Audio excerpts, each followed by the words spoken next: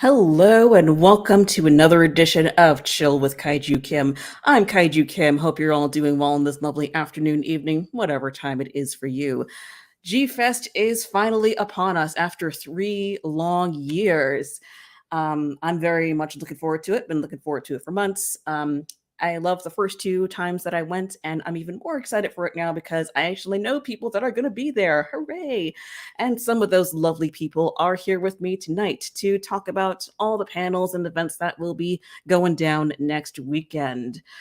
All but one of these people have been on the show before, so please welcome back Nate the Paddleman.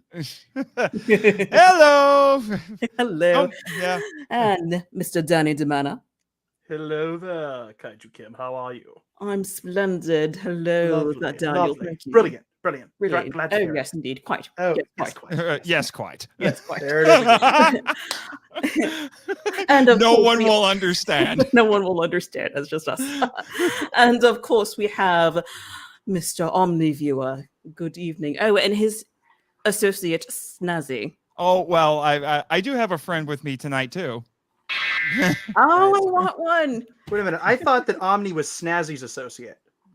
Yeah, it varies. Yep, I got that mixed up. Sorry. Yeah, okay. My apologies. Just making sure. He's in denial.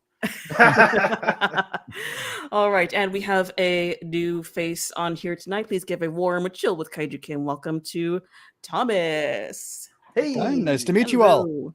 consider yourself warmly welcomed. I think this is the first time I have met Mr. Thomas as well. That is entirely possible. I was at G-FEST last year, but otherwise I'm not really last year? Of the scene. You know what he means. You know what he means. You know. No, We're up to a great Riot, start. Omni Viewer and I go way back, and we are teaming up for a panel this year. So I'm bringing in some outside perspective a little bit. Although you can't be friends with Omni Viewer without being entrenched in Godzilla fandom. So I'm not unfamiliar. Oh, okay. Annoying, isn't it? Not remotely. Although Snazzy, I've not forgotten about that $5. Yeah, well, I'll get it Yeah. to you. Yeah, Sure, you keep saying that. sure. Sorry. Don't mean to sidetrack. All right, you're under oath. Do Snazzy, you so gotta give him has $5. the guts, the $5? And almost no one will get that reference, and I'm totally okay with that. I'm still figuring out the one that from before I came in. I must have missed that one. No, you were a participant. Oh, I was? But that's not important. We'll address that later. We got bigger fish to fry tonight. All righty, let's see who we have in the chat. Is one of them tonight. Ebera? Is he a fish? Close enough. He's Everyone's not a seafood. fish. All right, so Vitori and Goji. G-Fest should be live streamed. It should be, but I will be doing a G-Fest wrap up stream with Nathan and Danny. So I'll get details about that later. But yeah, hello Vitori. Thank you for joining in. We got Godzilla Train 1090. Hello, thank you for stopping by, and of course our friend Doomzilla. Hello. And Michael Hamilton. Yes, quite. Yes. Yes. Michael, my boy, how are you, my friend? How are you? Good to hear from you, sir. Yes, quite. Hey, Valerie, how's it going? Thank you for stopping by. Hope to see you at the G-Fest. All righty, so let's get rolling with the conversation. But first, we have a new face on the show. And whenever we have a new face on the show, I must ask them the 3 questions, even though, Thomas, you're not, like you said, you're not super into Godzilla, but I'm going to ask you these questions anyway because I can. Because it's tradition. The 3 questions are, how did you get into Godzilla? What's your favorite Godzilla movie? And what is your favorite non-Godzilla kaiju movie? Well, I got into Godzilla through my friend Ryan. We've been friends since we were about 9. And so I have absorbed quite a bit from osmosis.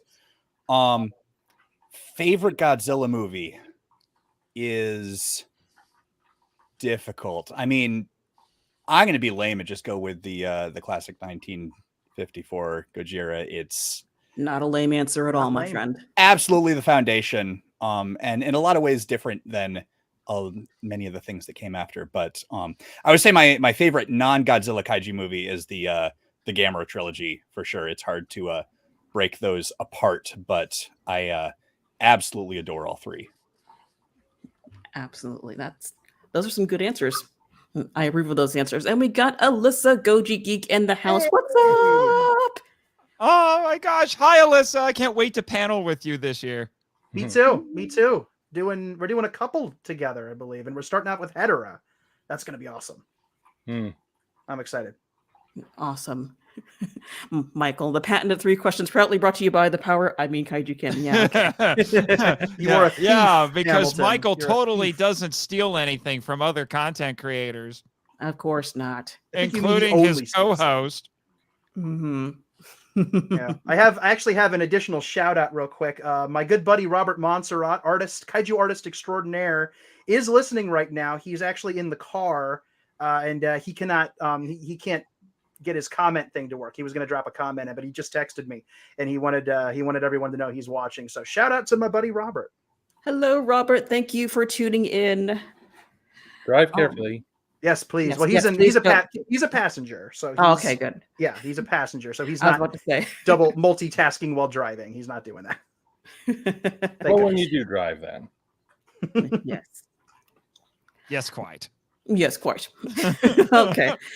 Are we going to try some drinking game? It's like a reflex now with me. Every time we hang out, and I'm like, are we going to do that multiple times during our panel too? Yes, quite. Yes, quite. Yes, quite. No one's going to understand it. I mean, I could bother to explain it at the panel, but Nah, that'll ruin the mystique. You just got to make people wonder, what the heck are they doing? Oy vey. All right, so let's go ahead and jump into our G-Fest discussion. So this is our first G-Fest in like 3 years, right? And some people who are going that haven't been to G-Fest before, or or any convention before. So why don't we go around the room and give our tips for people who are new to G-Fest or conventions in general? Who wants to go first? I'll go. I've got over a decade of experience now going to different kinds of cons. Although some of the things that I learned are not as commonly practiced now. Like one of the rules that's not as hard and fast a rule anymore is they used to tell you always bring cash if you want to buy things. But thanks to a lovely little thing called Square, you don't have to worry about that quite as much. I would still recommend bringing cash just in case. Plus ATM fees rack up quickly. So to avoid that, I would recommend bringing cash. The one main thing that I would mention, especially if you're going for the first time, is I would give yourself at least a little bit of time to kind of get the lay of the land. And I think that's something all of us are going to have to do, not because we're not used to this but because it's in a completely different location. So I am not going to know where anything is. None of us are. I knew the Crown Plaza like the back of my hand after all the times I went there. So it's going to be a weird. I was just thinking about how nice it's going to be to go to the Pickwick, because at least that's a familiar theater that we've been to. If you've been to the convention, you've been to the theater, and we'll talk about that later. But that'll be familiar. But the hotel, it's a whole new battlefield to survey. So I would recommend, give yourself a little bit of time to kind of figure out where everything is, so that way you can kind of plan out what you're going to do. And I would also, this is another big recommendation I would make, is that, I mean, at every convention, there's going to be a lot to do, but I would recommend you kind of prioritize what it is that you want to get out of the weekend. So for a lot of people, they go to conventions because they want to shop. And, the dealer's room is one of the most popular places. Yes, Danny. One of the most popular places at the con. So if your top priority is to do some shopping, plan to do that first and do it early. If your primary thing is to go to the panels, look at the panel schedule and figure out where you want to go so you can come see the 12 panels that Danny and I have between us at this point. It's a lot. Yeah, we're on basically everything. If you want to be in I don't know if they're doing the video game tournament again this year or anything, but any of the competitions that are going on, if you want to check out the film festival, look at what is available and prioritize what it is that you want to do.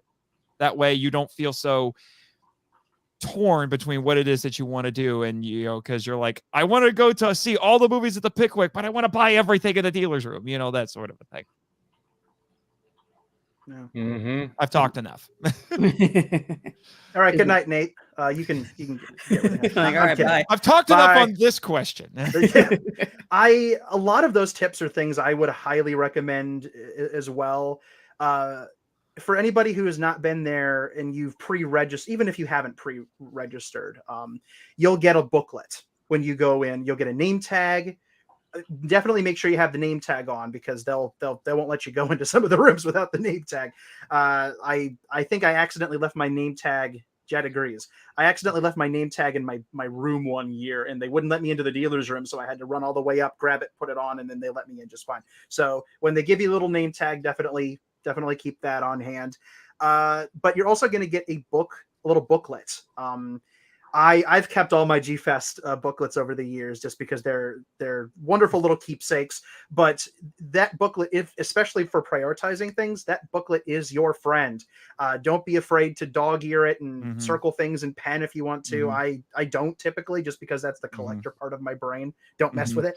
But definitely keep it handy. I carry mine. What I typically do, and this is a tip I would recommend for everyone at most cons, but especially at this one, is I have a shoulder messenger bag that I carry with me, and I have everything in there from my program book to, if I'm doing an autograph that day, I'll put whatever I'm getting signed. If it fits in the bag, I'll put it in the bag. Sometimes I use it to carry money. Sometimes I use it to carry a snack. You know, it's a decently sized bag. So I just have this nice shoulder bag, and the Monday after G-Fest every year, my shoulder hurts because of all the carrying I'm doing. And so if you want to make sure you're not throwing things into plastic bags that people are handing you in the dealer's room, I'd recommend having a bag of some kind, whether it be a purse, maybe a small backpack, or a messenger bag like what I have, something to carry things. But let's say vaudeville trunks. That's right. Let's say you go into the dealer's room and you just buy like an absolute load of tiny gachapon figures. Yeah. There you go. Also, kind of related to that, if you go to a con that has an app, the app can come in very handy. I've been to cons where they have apps that basically serve as like what you're talking about with the program. G-Fest doesn't have one. No, they don't have it. I like the tangible ones, but one of the fun things about having an app is that you can go through, like when I went to Indiana Comic-Con this year, and I would go through and it would actually have a section where you can go through and find events and things that you want to be at. And then you can say, I want to go to this, this, and this. And then it'll send you a notification on your phone saying, hey, 15 minutes. Yeah. So I'd say definitely have have that booklet handy, and kind of, I won't say necessarily like sit down before every day and pre-plan intricately what you're going to do. But if you want to, it helps. It does help. I tend to have kind of a vague idea of what I'm going to do so that I don't miss big things I want. Yes. Kim knows what I'm talking about. Because the thing about G-Fest and most conventions is that the unfortunate truth is there's so much to do that things are just going to overlap. And yeah, Danny, I want you to just a suggestion for something to talk about, since you're big into the dealer's room. Do you have any dealer's room tips? Okay. I have a couple of those. Okay, so tip number one is, I'm going to piggyback off of what Nate said. Definitely bring cash money. And tip number 2 / sub tip number 1, make sure that it's accessible, because you're going to be reaching for your cash a lot. I typically, I've alternated in the past. When I first started going to G-Fest, I actually hid my money in a DVD case. And I carried the DVD case with me. It was like a, somewhat nerdy, but also a little bit under the radar wallet. But it started to get harder and harder to unzip the bag and reach in and open up the case and get the money out. So I started keeping it in a pouch on the front of my messenger bag. So A, have money, and B, make sure that you can, if you're going to go in. Fanny pack? Yes, a fanny pack. Have it, dude. When I went to Japan in 2016, I bought a fanny pack just for the trip, and it was great to have, because I had my yen right there, and I could pull it out, and if I had a space for dollars, so I could go to the conversion machine in the hotel and get it changed again. It's great. I don't know if this hotel has an ATM machine, because the Crown Plaza did not. I don't know if this one does, so just make sure you have cash. Tip number 3, if you're anything like me, and I know I am, you will spend more than you think you will. So approach that however you will. Either make a budget and stick to it with the understanding that there's a very good chance you're going to go over it. Or if you're going to go over, make sure you're not doing anything crazy. And I guess the other thing that I would say before I too shut up is once you buy all the stuff, you have to make sure you can A, store it, and B, get it home. I am lucky because I am a 5 or 6 hour drive away from Chicago. I'm in Ohio, so it's not that long of a haul. I know that sounds like a long haul, but it's not. I don't need to get on an airplane. I don't need to. I only have to go 3 hours, maybe. Well, aren't you just super neat, panel man? You know, that's fine. Yeah. Chicago's Chicago's the a panel 17-hour man. drive. Yes, yes. Chicago is a 17-hour drive from New Jersey, so I will be taking a plane. Okay, so what I'm about to say qualifies for you, Kim. What you buy, make sure you can get it on an airplane comfortably without A, breaking it, B, having to buy another suitcase, because I did have to do that when I went to Tokyo. I had to buy another suitcase because I bought way too much stuff at Nakano Broadway Mall. It was an easy mistake to make. And also make sure, I guess that's just about it. Make sure you have a place to store it. There have been times when I've gone to G-Fest where I've had to room hop because I ended up getting my reservation too late, and one room would not be like my Saturday night room would not be the same one I'd stayed in on Friday night. Mm-hmm. So I had to room hop. And when I buy a bunch of stuff, it sometimes gets it's a bit of a logistical challenge to transfer all of your swag into a different room. So keep that in mind. Keep in mind that everything you buy, you will need to take home. If you need to ship something home, then make sure you have that in your budget, because that's going to be extra money. So, there have been a lot of times I've gone to G-Fest and my eyes were bigger than the part of my brain that does logistical stuff. And I would leave with big things, or I'd leave with a bunch of little things. And there have been times where I've had to leave my room. This year's going to be one of those years where they're going to kick me out of my room on Sunday in the middle of the day. And I've still got panels that I'm not only attending, but I'm in panels. So I'm going to have to take all that stuff and put it in my car, and it's going to be hot. And that might damage things. So I need to be able to make sure I have a place to put those. If I put it in the car, is it going to be okay for a few hours, or can I carry it with me? So definitely keep in mind, I don't have concrete answers for all those things because it's going to be different for each person. But if you're going to go in, because I don't know if you can tell, I like my Kaiju collectibles. A lot of the stuff I got behind me came from G-Fest. The G-Fest I've gone to over the years, and it's all over the place, and I've had to get home some weird things, and there's nothing weirder than getting in a car where you've had a toy sitting in there for 2 or 3 hours, and it's just a soft vinyl toy, but it's so malleable that you can just roll it into a ball in your hand. I've done that before. So I don't say any of this to dissuade anybody from buying anything, and you should, if you have it in the budget and you like to buy things, do it for 2 reasons. One, a lot of this stuff you will not find in person anywhere else until next G-Fest. And that's another tip I'll throw in there, is if you see something that you can get on Amazon for the same amount of money or less, get something at G-Fest that you can't necessarily get off Amazon. Yeah. It's treated as a special occasion. Which to go off of that a little bit, Danny, and this is just a general con tip, resist the urge to buy the first thing you see.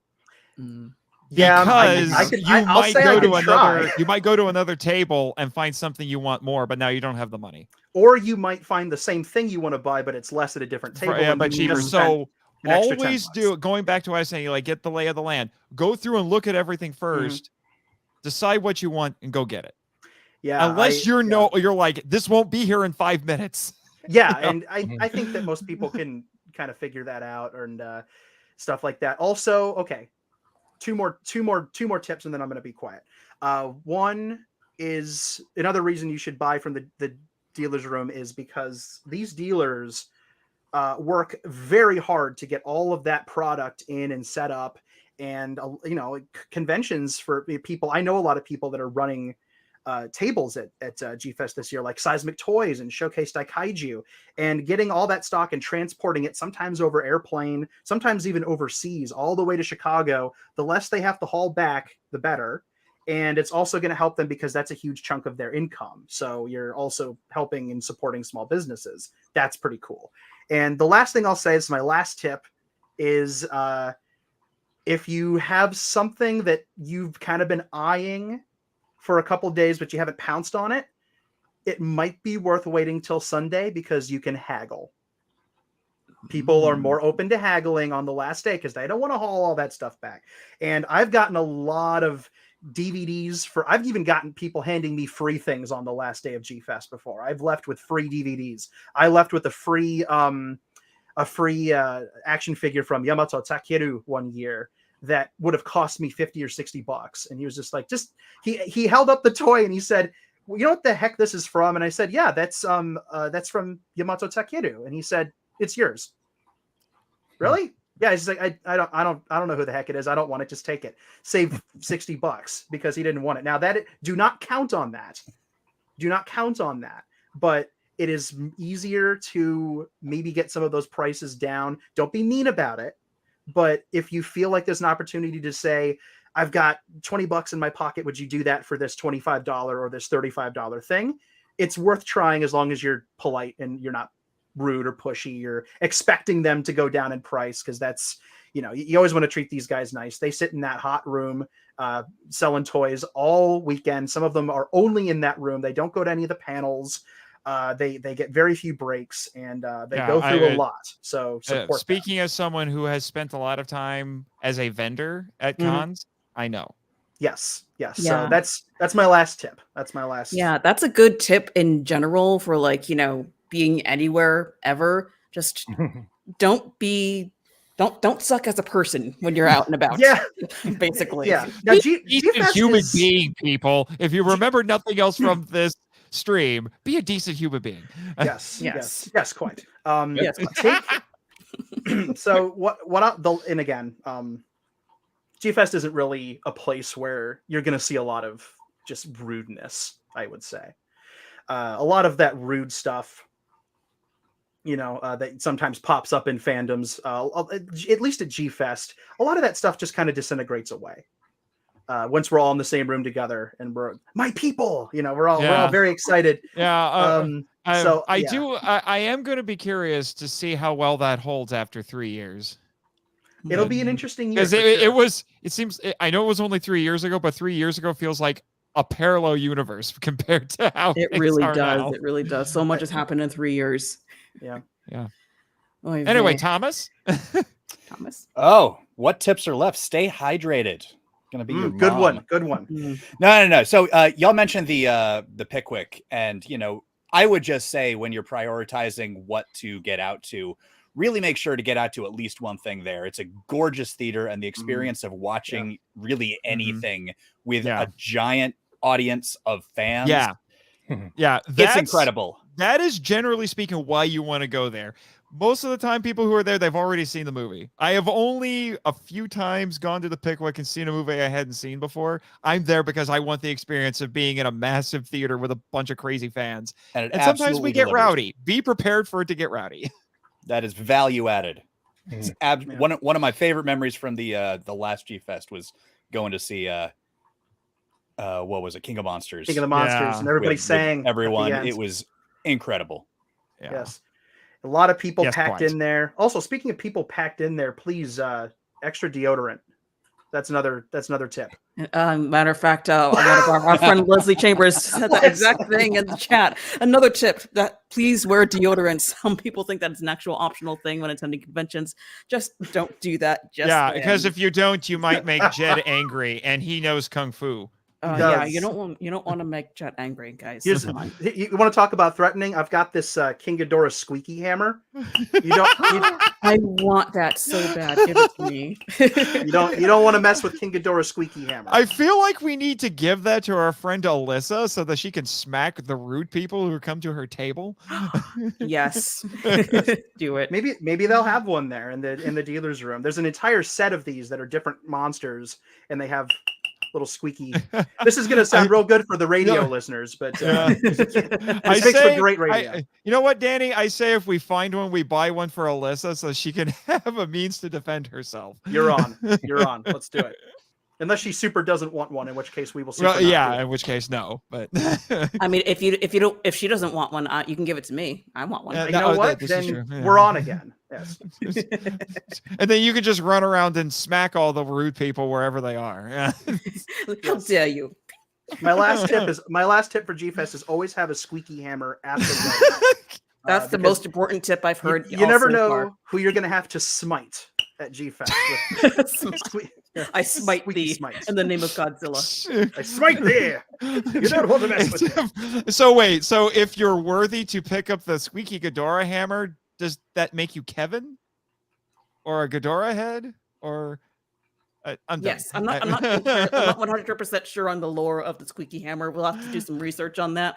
But, we'll get back to you. It might be a Dorad hammer in disguise. Yeah. You know what? He does kind of have that look to him a little bit. Also, am I crazy or does this head does kind of have a Kevin-y looking thing going on? His eyes are completely different. Oh my God, does. cute. His eyes are completely different. This one's got little beady eyes, and then this one's angry, and then this one's just like. Oh my gosh, I love it so much. It's adorable. I love this thing. And it has a bow tie too. Yes. Oh and shout out to Jake He at Toku Toy Town. I love buying weird random. Oh my gosh, he has a bow tie. I just saw the bow tie. I just mentioned the bow tie, Nathan. Sorry, someone But poked which into the neck room. is it attached to? It's a good. I think it's. I don't think it's on any neck. I think it's just stapled right to his chest. Poor guy. That's painful. That is painful. Yeah, I get all kinds of weird stuff from Jay. I just got this. It's Godzilla squirt gun. That's pretty cool. That looks. I'm telling you Jay, guys, if you're listening, please set some of those things aside for me because I want all of them. Thank you. Toku Toy Town. Toku Toy Town. Toku Toy Town.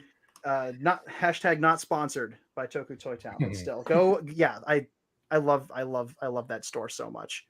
It's awesome. Oh, man, I need more money so I can, buy out all of Toku Toy Town stock. I say that a lot myself, specifically about Toku Toy Town. I do. Yeah, it's dangerous, especially when he gets the weird Bon Presto stuff in, or like the Godzilla VHS tapes, because I'm a sucker for VHS tapes as well. So he knows. He knows. He could play me like a cello if he wanted to. He knows he'll get my money. Ryan, you got any G-Fest / convention tips?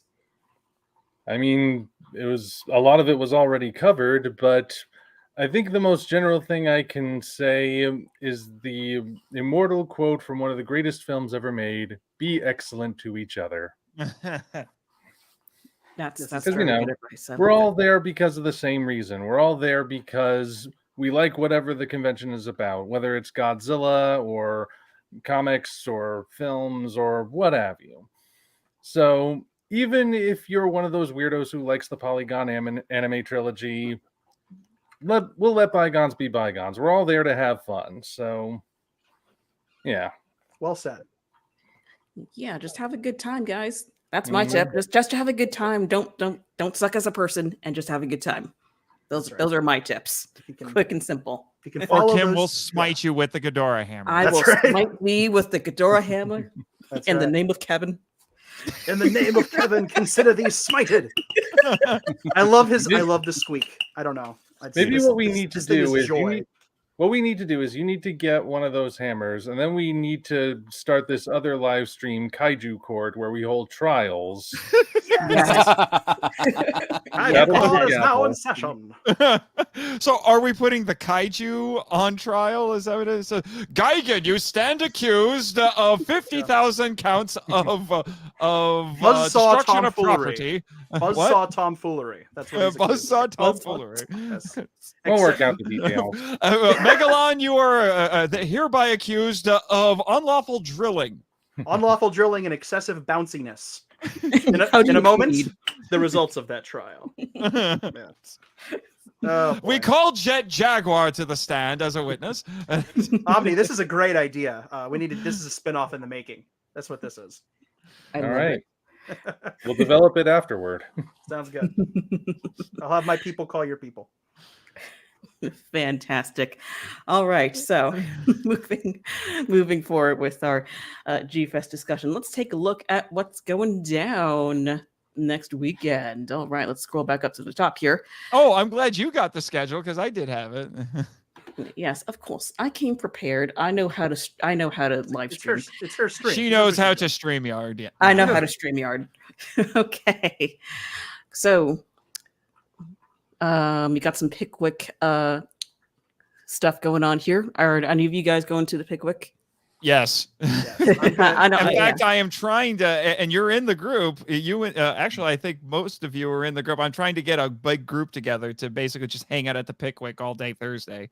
Yeah, it's gonna depend on budget for me, but I really would very much not like to miss Hedera and Megalon. A, because those movies rock, and two, because Hiroyuki Kawase is there. And I don't know if he'll be at the screening. I don't know if that's when if he'll even landed yet. But it would be a shame. I'm to just go glad he's and- coming. He's actually coming. He's actually going to be there. Like, there was some doubt as to whether or not he was going to make it, but he is coming. And it'd be a shame to miss those. And Godzilla 54 I've seen in theaters. I don't know how many times. Hasn't gotten old yet though, so I'd love to see that. And Sea Monster, just because. And this is my Criswell predicts moment here. When Akira Takarada pulls the gun out and points it at the kids and on the boat, the entire theater is going to erupt into applause when he shows up, and then we're all going to get very sad together. Like, yeah, but it'll be a good kind of like cathartic sad, Yeah. where it's like there he is on the big screen, like we all know him and love him. It'll be a bittersweet moment. What Bittersweet I moment. would like to know about the Pickwick ones there on Thursday is if they're going to do sub or dub, and for Hedera and Sea Monster, I want to know which dubs. Oh, they will not do the AIP. They better do the dubs. dubs, man. The dubs are part of the charm. Yeah, but the thing, unfortunately, a lot of people will probably complain if they're the dubs. But at the same time, a lot of people will complain if they're the subs. So you can't please everyone. everybody. Can't please everyone. I've seen them do both. Last time I was there, I mean, obviously Godzilla 54 is denoted as 54. That'll be subbed. Megalon, I imagine There's only one dub for Megalon. There's only one dub for Megalon, but the AIP dubs for Hedera and Sea Monster are practically lost media at this point. I mean, they're out there. I have copies. I think a lot of people have copies of them, but they're not available officially, and Toho doesn't allow them to be distributed. And they do have to get permission from Toho to do these screenings. So I imagine they'll either be supplied with the international dubs, or they'll be doing the subtitled versions. I cannot say for sure which. I do not know. I do not know. Somebody should ask somebody online if they know, because I do not know. Either way, I don't have a preference either way. I'm just going to be happy to see them, but it would be kind of fun to hear the dubs. Like, those are fun. I really would. I really want to catch Megalon. My plane lands at like 1:50. Okay. We'll see. We'll see. I might be able to catch it. Fingers crossed. You might be able to catch part of it at least. Yeah, it'd be kind of stinky to have to walk in halfway through, but you could see part of it. I mean, if I can at least catch the drop kick, I'll be happy. That's right. That's in the last couple of minutes. That is perfect cinema. You have to see it at a movie theater. Peak artistic achievement of the entire human race. Cinema peaked with that scene. You will get no argument from me on that front. None at all. Yes, true story. Yes, quite. Yes, quite. I did it first. Oy vey. Yeah. If there was a drinking game happening right now, people would get. We don't want to hurt people. They would not. This is a family-friendly show. Stop trying to hurt people. I too used to drink a lot. Oh boy. Let me get rid of him. Okay, no problem. All right. What's next? All right. So that's Thursday. Fun times on Thursday. Friday. Let's see. We got the orientation, but I don't think anyone here needs to go to the orientation. But if it's your first time going, I do recommend it. Yes, I know my orientation. It was nice. It was only a matter of time before that joke got made. Thank you, Nathan. You were waiting for it, weren't you? You just had your hand on the button. You were just waiting to do that.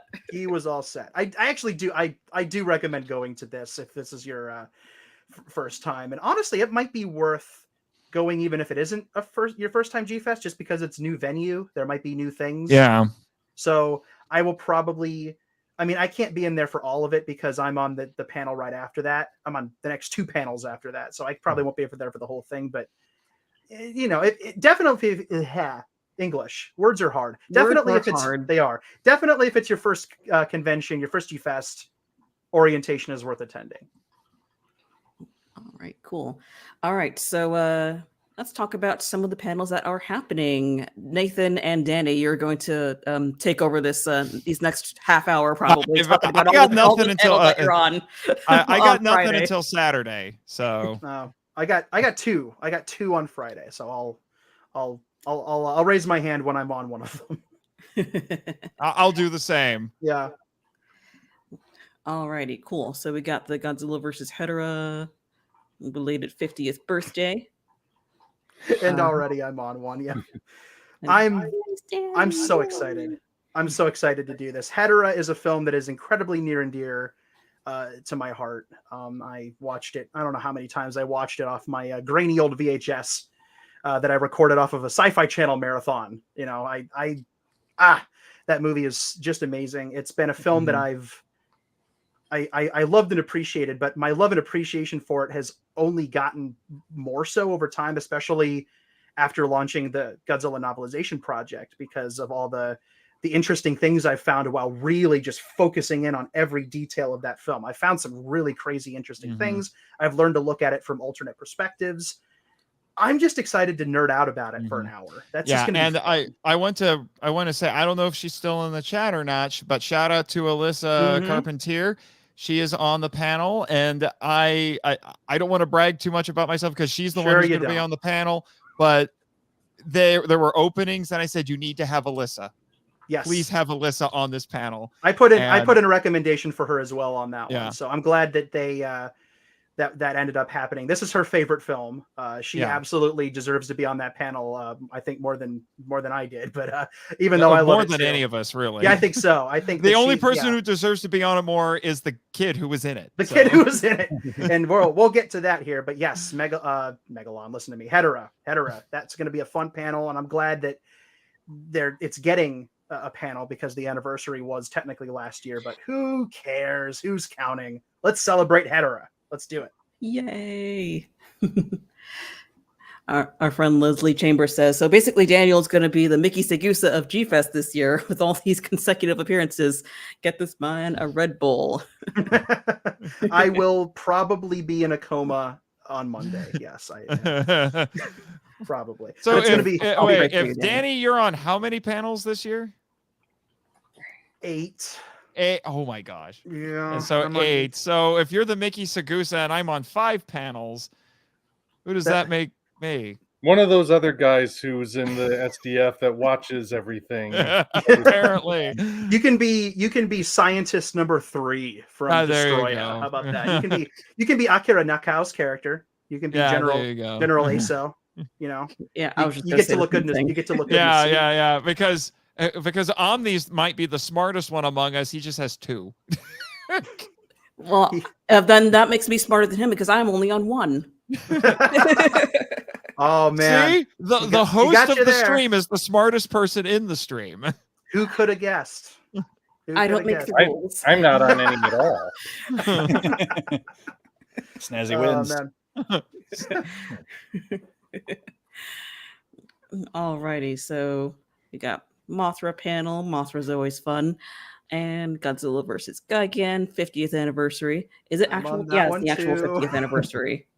Yeah, and Danny's on that one too as well. On that one too. This is a film I wanted to be on this one so bad. Yeah, but it came down to me and Nate, and basically the organizers of G-Fest pitted us in Bloodsport against one another. Yeah, yes. And Marchand's kind of a pushover, so I pinned him. Oh. And he's still nursing a couple of bruises. Sorry, bud, but I did all to my ego. I'm just no. It was that one was really a luck of the draw, and I feel really lucky that I got to be on that one, because that's another film that is just Nate and I can talk forever about that movie and all that. Yeah, I still hold to the.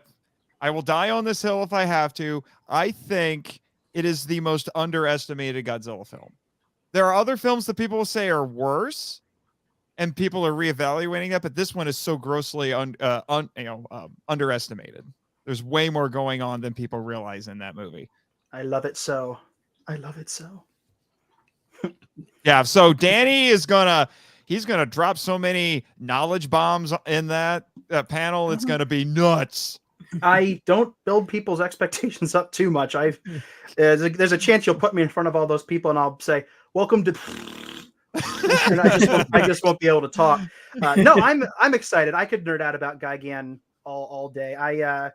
I'm not necessarily a get in front of crowds and talk to people person, but really, yeah. I mean, but this is a topic. G-Fest is Mr. 8 panels doesn't like being in front of people. Well, let me finish Marchland. This is when you get me talking about a topic that means a lot to me, then a lot of the anxiety kind of goes away. And I proved it when you and I, Nate, did our panel in 2019, and that was a packed room. That was oh my gosh, that is still cool. my favorite G-Fest experience. I loved that panel so much. It was so fun, and it really meant a lot that so many people showed up to listen to what we had to say and cheered for us and stood in the back of the room, and there weren't seats. It was really special, and that's because we were talking about the screenwriters, and nobody talks about the screenwriters. Nobody talks about them, so it was really cool, and I got over my jitters pretty fast. So I imagine I will do the same this year, because I have 8 panels and I literally have to. So I have no choice. You gotta psych yourself into it a little bit, but I'm excited. No nerves. I'm very excited. I am very excited. What awesome. Just remember to keep it to 45 minutes, Danny. That's a major concern. I will reel him in, I promise. That is a major concern for me. No sarcasm. I might ramble. Yeah, that's okay. Let's see, Tokusatsu versus wrestling. I'll be attending this one because I'm kind of sort of a wrestling fan. I'm super casual about it. My husband's more into it than I am. But favorite wrestler right now? Jeff Hardy. Ooh, good choice. Nice. I don't know who that is, but nice. I don't watch wrestling. So this is what time is this one? 1:00? Is that the same time as Gigan? I think so, yeah. Okay, so I'm going to miss this one. I'll have to get some notes from you afterwards, Kim, because I kind of wanted to. This is an interesting topic because there's such an interesting overlap between kaiju films, tokusatsu, and wrestling fandom. There is actually a lot of crossover there. Tokusatsu in general, to be honest. Yeah. So it seems like an interesting topic. I'll hate to miss it, but because it's all fake, right? Keeping it. That's right. Wait a minute, it's Daddy, keeping it 45 minutes. Someone record that for video evidence, please. Says Godzilla Trend 1090. It's impossible to record it for video evidence because it has never happened and it will never happen. I will always go over. I will always ramble because I don't know. I can't stop. That's one of his spiritual gifts, is rambling. Define gift. Is it a curse instantly? Well, that might be a little harsh. But... Why not? So what's between gift and curse other than Spider-Man's powers? Well, this is my Spider-Man power. Wait. Were you bit by a radioactive rambler? I certainly hope not. Although it is, listen, I'm not going to rule it out. I'm not going to. Radioactive can be a large wooden horse that's brought into the city of Troy. Radioactive ramblers sounds like somebody's ska band, right? keep insulting me, Marchand. Just keep doing it. It's fine. It's fine. I'm bringing this with me. It's going to the you know what? I'm going to keep a running tally of how many times you hit me with that thing for the entire weekend. I might not stop. Honestly, I might not stop. This is going in the fanny pack, I swear. Yeah, you're just gonna walk up to me and it'll just be like Biff from Back to the Future. Big fly. Oh, man. I have to do that now. That's gonna happen. Anyway, what's next? Okay, so why legendary films are important. This is another one I will be attending because I think the legendary films are pretty they're entertaining. At least most of them are. Aside from the 2014 one, but that's another discussion for another day. Any of you guys going to this one or have any interest? Honestly, I am still trying to figure out what my schedule is going to be for the whole weekend, so I'm not 100% sure. I'm gonna try. Now, here's it. The wrestling one would be interesting, but I want to support Danny. Oh, thank you. Now you make me feel bad because I want to support Danny too, and then I want to go to that one. No. You guys, there's so much to do. Things are like, go to the one you want to go to. You're not going to hurt my feelings if you don't show up. I do want to bring up this now that I'm looking at the schedule. One other thing popped into my head. I am pretty sure that 2:00 on Friday is when the dealer's room opens. Really? Now I say that, but with a caveat, because maybe it's different at this new venue, but the line to get into the dealer's room, it opens at 2. You probably, unless you are right there waiting for a while, you probably won't get in at 2. I don't think I ever have, because I wanted to go to the panels and I didn't really want to sit in line for 2 hours and wait to get in. But if you're going to try to get in line for the dealer's room, 2:00 is when I believe it will be opening again this year. But if you want to get in, you might have the opportunity to go to the 2:00, whatever 2:00 panel you want to, and maybe you might end up having to skip part of it, or maybe the 3:00 panel if you want to get into the dealer's room at the beginning. No rush, but if you want to get in there soon, while the pickings are good, then maybe if you don't want to wait in line, then 2:30 or 3:00 might be a better option. I keep thinking. Otherwise, camp out as soon as you get there. Yeah, people do that. Like the actual, as you step off of the plane, head right to the front of the line. That's right. Heard somewhere that the dealer's room opens at 10. Okay, 10? Okay. I didn't hear that. I might be completely wrong. We shall see. All right. Thomas, you've been quiet. You got any thoughts on any of these panels so far? Oh, I am in it for the ride. I haven't made my picks yet, but okay. I'm making my picks live while we talk about this. Yeah. All right. Sounds good. No better time to do it. That's right. We'll have plenty to say once you get to our panel. Yes. Very good. All right. So that's there. Let's see. Planet of the Kaiju Haiku. That almost kind of rhymes. This one sounds interesting to me. Very much so. Now, will you be attending this one, Nathan? I think I will. I will try. It's a live poetry writing session. Why wouldn't that be fun? I maybe I'll attend that one if I can do a dramatic reading of said poems. Oh my gosh. Yes. You should do a dramatic reading of every poem that's written during that entire panel. Just give them to me. Give them to Kim. Do them all. I was considering maybe doing a live rendition of my dramatic reading of Godzilla by Blue Oyster Cult during our panel, but we'll cross that bridge when we come to it. That would be awesome. I might, if there's a demand for it. There's apparently another Godzilla song that was just released by a band called Grail Knights called Gojira. You could do a dramatic reading of that. Oh, well, there's also the Eminem song that's not really about Godzilla. Yeah. I don't know about that one. Godzilla? I think that one violates a couple of parameters on Kim's channel. Oh, I'm not saying she should read it. Good. Okay, I was gonna say not at all, because I'm pointing out that's like it's called Godzilla, but it's not really about Godzilla. No. Somebody insert 1998 joke here. Put it right in there. I'm not gonna make it. But we have now retitled that Gino. So now we just did that. Okay. No, I mean now the Eminem song has been retitled. Oh, that. Okay. Yeah. All right. Cool. All right, next panel we got here, Cinema Symbiosis 3. Godzilla plus Remember equals Godzilla King of the Monsters. That is a heck of a title. I just want to say that. Third installment of an examination of international cultural influence with Richard Pusateri. Okay, he always has interesting things to say. That might be don't go there, Nate. Don't go there, Nate. I know what you're thinking. Reel it in. Commentaries. That's all I have to say. Richard Pusateri's contributions to kaiju film audio commentaries is kind of interesting because it's kind of a running gag that he gets saddled with the lower common denominator films. Amazing idea. Yeah. Oh, A dramatic reading of the words get stuck in my throat from the War of the Gargantuas. Yes! I You have to do need this. to do that. Yes! Yes. Kim, you have to do this. This is gold. Great Full Gyra idea. cosplay. Thank you, G. Swanson, for that suggestion. I definitely need to do that. That is Yes. the best idea I have heard all week. That's Yes. gold. And it's only Sunday. Yeah, there you go. We've got Depends nowhere to on go if you but up, consider folks. Sunday the beginning or the end of the week.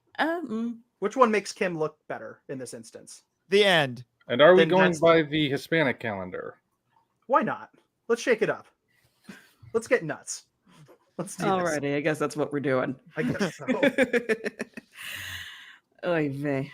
Let's see. Godzilla and the Japanese National Spirit, hosted by Ryan Scherschel. This one looks interesting. I know Japanese National Spirit is has been a topic on his podcast before. Nate, you've talked about it on your podcast before. There's a lot of interesting stuff. Like, you will find the Japanese National Spirit expressed in Godzilla films that you probably wouldn't even necessarily think it would be expressed in. It pops up in very subtle ways. So that's an interesting topic. Interesting indeed. And we got the G Party Kid Championship. Mm-hmm. Where's the adult Jeopardy? That's the next day. I'm gonna try and get it on that one.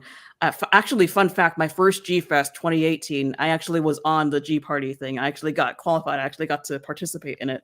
Oh, that's awesome. Dang it! Yeah. Every time I always audition and I never make the cut. It makes me mad. I've never tried.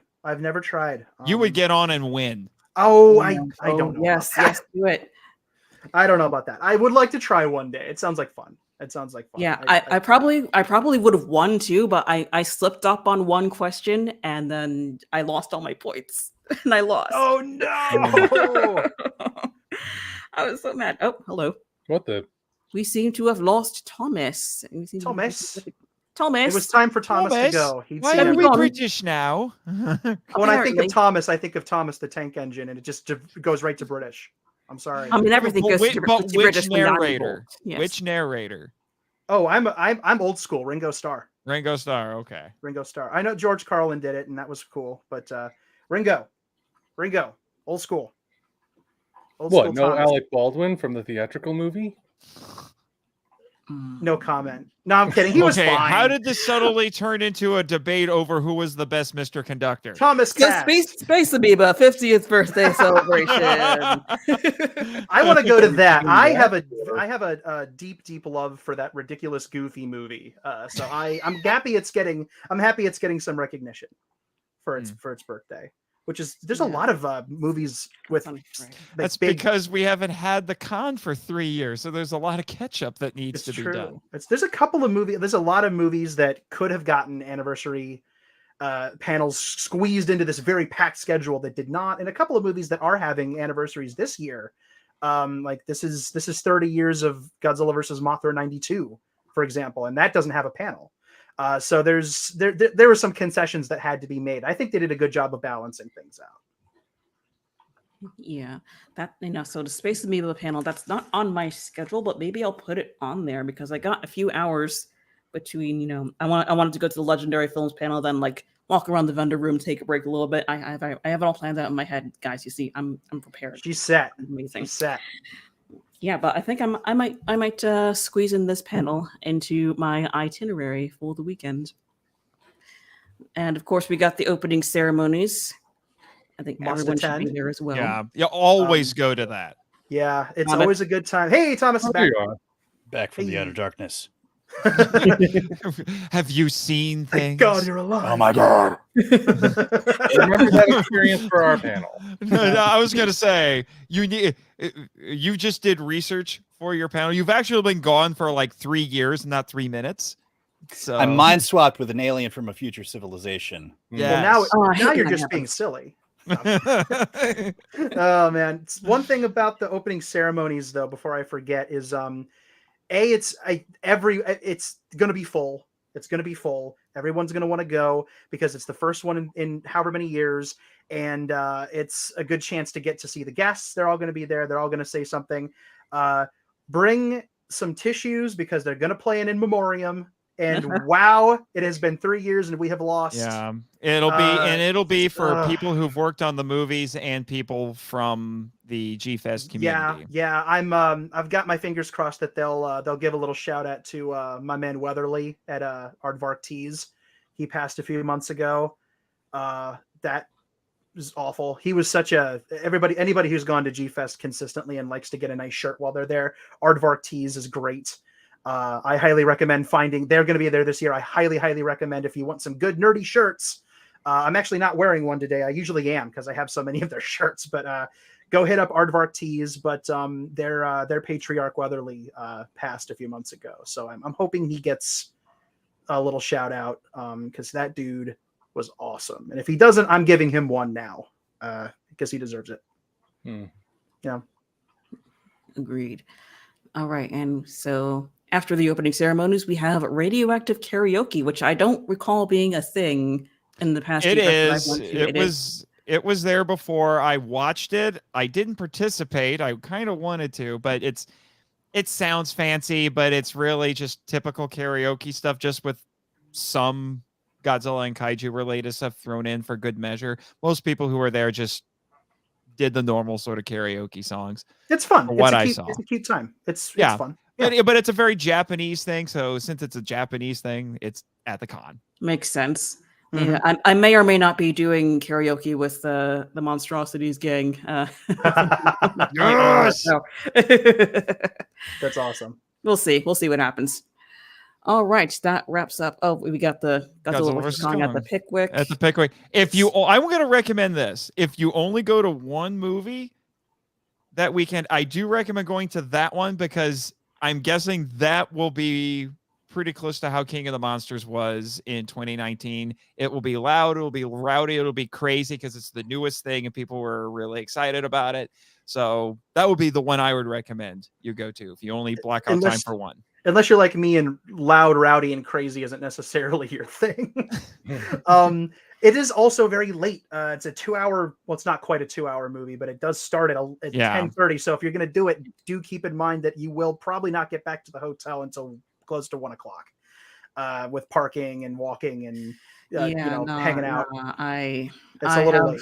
I have a bunch of panels that I want to attend the next day, so I'll probably sit that one out, unfortunately. But unless someone wants to give me a gallon of coffee the next day, that'd be great.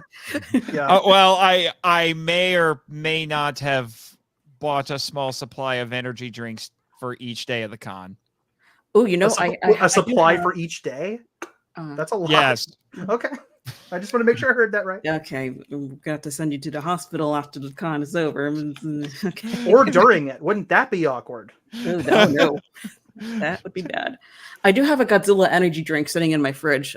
Maybe I should bring it with me. I want to know if those are worth it because they are stupidly overpriced. I don't remember how much I paid for it, but I don't remember it being They're that about much. $4 a can. I haven't tasted it yet. Maybe I should taste it live on the stream. Yes, you should. All right. After our discussion, Maybe I'll go get it. Okay. All right. Saturday, we kick off with Akira Takarada, his life, career, and legacy. I think this is being held by the people who run the con because I don't see any people here at the bottom here. So this is going to be con staff and probably some people who were involved in bringing him over. And stuff like that. And I'm not sure about this, but I'm pretty sure I read somewhere, maybe one of you or somebody in the comments can confirm that some of his family will be at G-Fest this year. I heard that Tetsuya, his son, will be there. Okay. I don't know if that's true, but that's what I saw. So don't quote me on that necessarily. But if he's there, then I imagine he'll be at that panel as well. And I want to note that there are going to be 2 Takarada focused panels. We'll get to the other one. Is being done by the staff at G-Fest and is going to be focused more on his career, and we'll talk about the other one later. Indeed. All right, end of an era, Terror of Mechagodzilla, and our friend Nathan will be on this one. And Danny. And Danny, yes, very good. Yes, which means we both have to miss the Takarada panel. Which is a bit of a bummer. But We're going to be talking about Terror of Mechagodzilla. It was my first Godzilla film and remains one of my favorites to this day. And we're talking about it because Tomoko Ai is going to be there, which is very exciting. We get to meet Katsura. So Nice. It'll be great.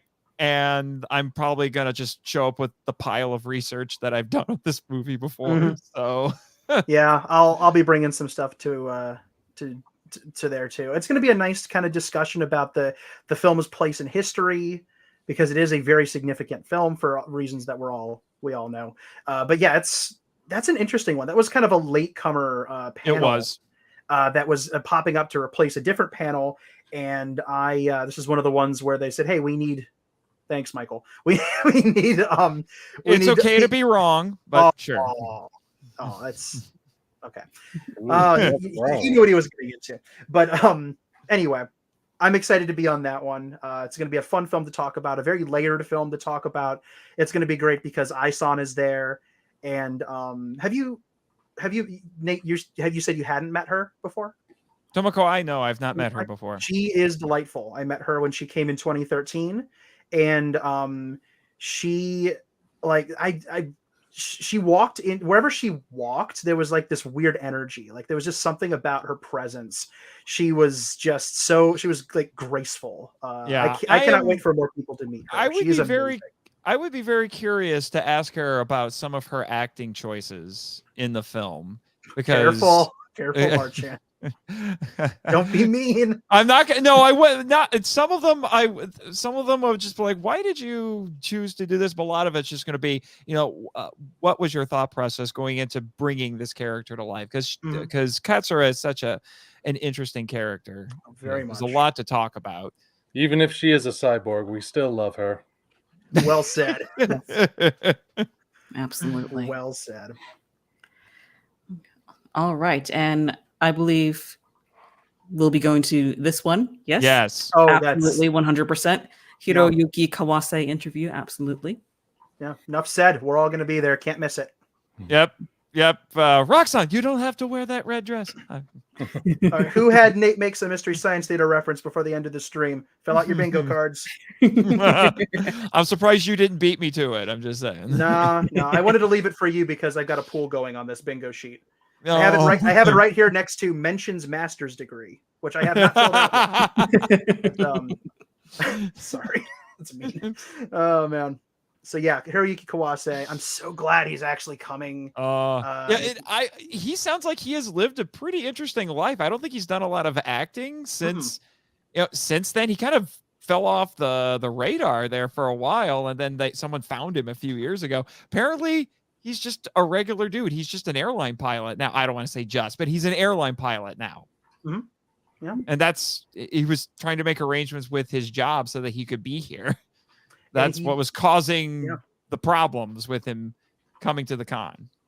And he pulled it off. And I'm so excited, especially when there's kind of a weird thing with a lot of child actors from these films, from the Showa era films, is a lot of them just kind of disappear. Like, the little kid who played Ichiro, nobody really quite knows what happened to him. And every once in a while, somebody will find one of these people and say, "Oh my gosh, that's the guy." Yeah. You know what would be kind of fun? And I don't know if this would be possible, but if they could do something nuts at G-Fest in a few years and do something like a Kenny reunion where they just get all the Kennys from the Showa Gamera movies. All back to, because some of them have been at G-Fest before. G-Fest 28, Kenny Apocalypse. I would go. Kenny, because like the American kid from Viraz has been Kenny at G-Fest Palooza. before. Yeah. Kenny Palooza. Kenny Palooza. But I'm just saying that would be kind of fun, actually. I'd be into that. I think that would be. I don't know if G-Fest has ever done themed years when it comes to their. I don't think they ever have when it comes to their guests. They're At least just kind of like stated themes, but yeah, there's been some consistencies. Like the last time that Tomoko Ai was there, Katsuhiko Sasaki came, and he obviously was Ichinose, and he was in Megalon as Goro, but. Yeah, sometimes they'll pair them up like that. Imagine if they got a couple of Gamera kids. Carl Craig needs to come back to G-Fest. I've actually not met Carl. I've talked to him online before, but I've never actually met him in person, and he's a delight. I love that guy.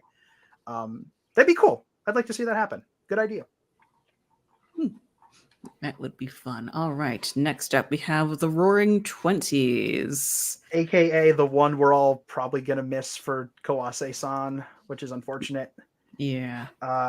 Yeah, it always stinks when they have like a guest interview or like a big thing where everyone's gonna go, and then somebody ends up getting stuck there. Yeah, I want to go to this. I almost wish they would just not schedule any panels during the celebrity interviews. I feel. I mean, honestly, I feel like the our Terror of Mechagodzilla panel might get a little bit of that because I want to go to the Takarada panel, and I feel like it might be a smaller crowd in there, but at the end of the day, there's just no. I would hope that nobody would interpret that as, oh, I'm terrible and nobody wants to see what I have to say. It's not like that. It's just there's so much to do, and decisions have to be made. So yeah. Mm-hmm. Tomoko Ai interview. Yeah, all of the big celebrity interviews are going to be, one right after the another.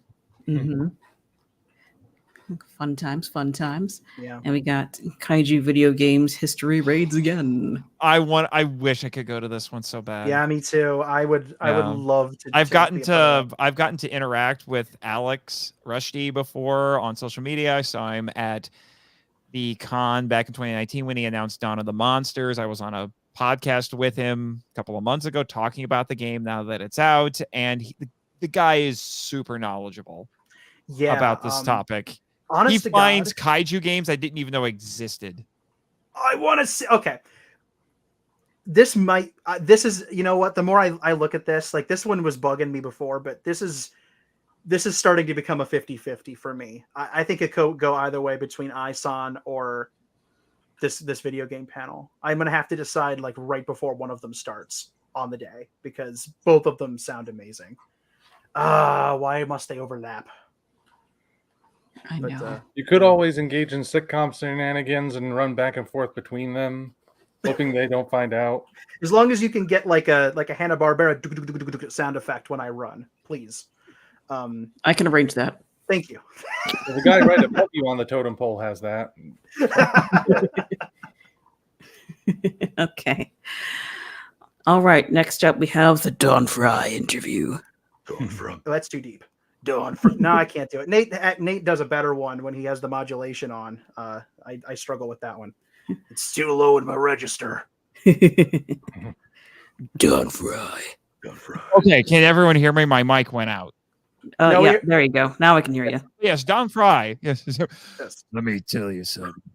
There you go. You don't know about Earth. One is me, and the other is Godzilla. Nicely timed. Although my favorite Don Fry line from the movie is still, well, the world is in ruins and the war is lost. Now it's a matter of pride. That'll make a nice souvenir. I could like the man, the myth, the mustache, Don Fry.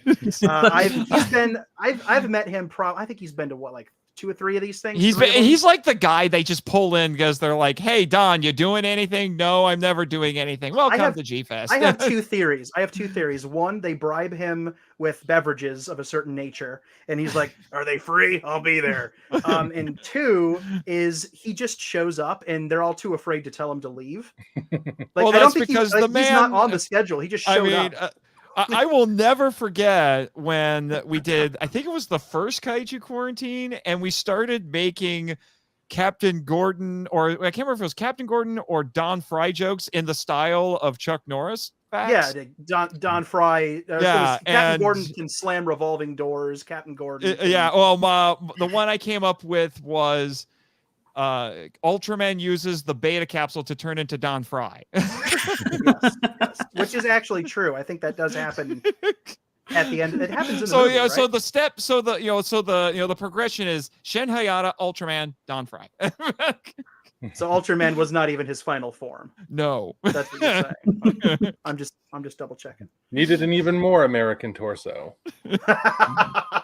Wasn't American enough? Well, check out Don Fry. He is one thing I'll throw out there is that sometimes his word choice and stories can get a little Dicey.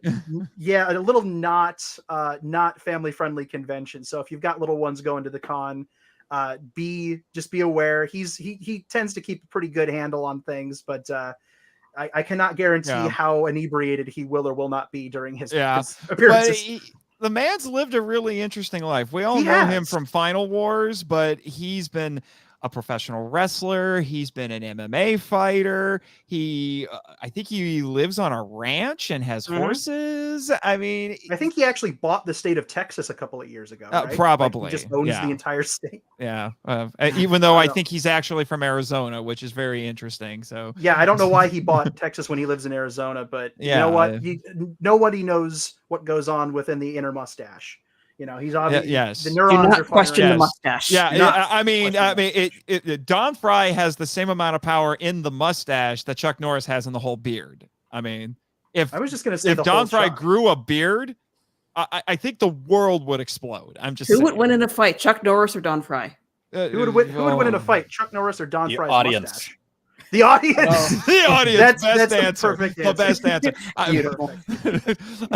I'm not sure the world can handle that. I mean, it's like, Chuck Norris and Bruce Lee actually got into a fight in a movie once, because if they were in a legitimate fight, none of us would be here. I'm just saying. No.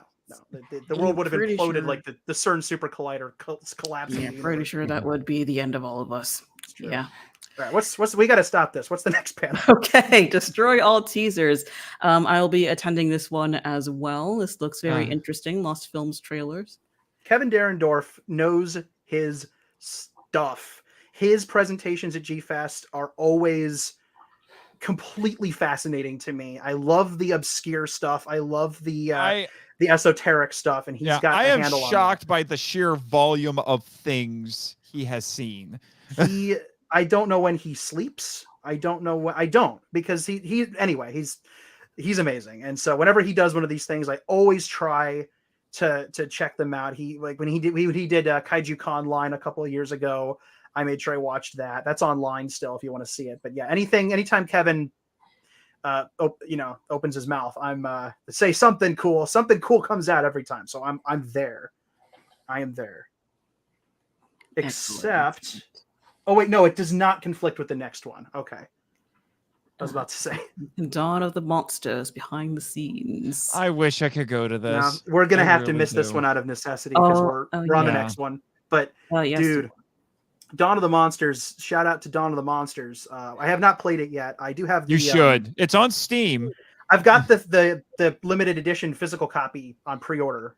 I do too. The one that's coming from. I need to write my review for Kaiju Rama because I'm a terrible person. Do it. And I keep forgetting to do it. I just didn't. So my problem is I actually don't have a Switch. It's on everything. I don't have any of the consoles that they made it for. Get it on Steam. But I can get it on Steam, and I'm probably going to cave and get a Switch Lite. I have people in my life who I see on a regular basis who do have Switches, so I can eventually play it on that. But Danny, you just incentivized me to get a Switch. Congratulations. You're welcome, world. Now Nate is going to have a Switch. Yay! All right, but we're gonna miss that one, unfortunately. As awesome as that is, because the next one, drum roll, Kaiju Writers Unite, which has Danny, Nathan, and Ryan. Yep. And this was a hostile takeover of a panel. This was you basically this originally belonged to our dear friend Neil Reeby. Unfortunately, Neil and basically everyone except me, who is normally on this panel, was not going to come to G-Fest. So I decided, well, dang, somebody's got to make this happen. So I submitted the panel. And then the funny thing is I think within a couple of weeks of me submitting the panel for consideration, Neil messaged me on Facebook and said, hey, you want to do my writers panel this year? Dude, I already did it. Yeah. But now the funny thing is there's a strong possibility if one of our panelists, our assigned panelists, Christopher Nigro, who is the head of the Wild Hunt Press, he may not be able to make it, and which means Neil will be subbing for him, which is just terribly ironic, but I won't share that story for the sake of time. So What a tangled web we weave. yeah, Truly. It's almost as if it was written down by some sort of author. That's just yes. I'm Oh sure that's yes, not yes. true. Omni, you're on this panel too. I'm a terrible person, and I didn't bring Again, that I up. just said That's that. okay. Nathan, pay Literally, attention. Nate, you gotta come on, man. I'm too poor to pay attention. Yeah, Fair poor. enough. Yeah, I forgot he was there too. Yeah, so Yeah, we're got gotta my be button ready. Yeah, decent but chunk of this people. panel is going to be pretty straightforward. The way Neil has run it before is that Ellen, our friend Alyssa, if she's in the chat still, she'll be on it. Mm-hmm. It's going to be a Q&A. Just come in if you're an aspiring writer or you've already been published or whatever. It doesn't matter what level of writer you are. Come in with your questions. I know it says kaiju writers, but it doesn't have to be specifically about writing kaiju. A lot of times we just answer general writing questions that people bring in. There's like, how do you write a good character? You know, how do you do this? How do you handle this? And we just, all of us put our heads together and, you know, we do our best to answer your questions. So just come prepared to throw your questions at us. Yeah, this is I love this panel. I've been going to this panel for ever and ever and ever. I went long before I launched the GNP. I went before I even had an idea that I wanted to dust off the idea and actually do it. It is such an inspiring panel to sit in on.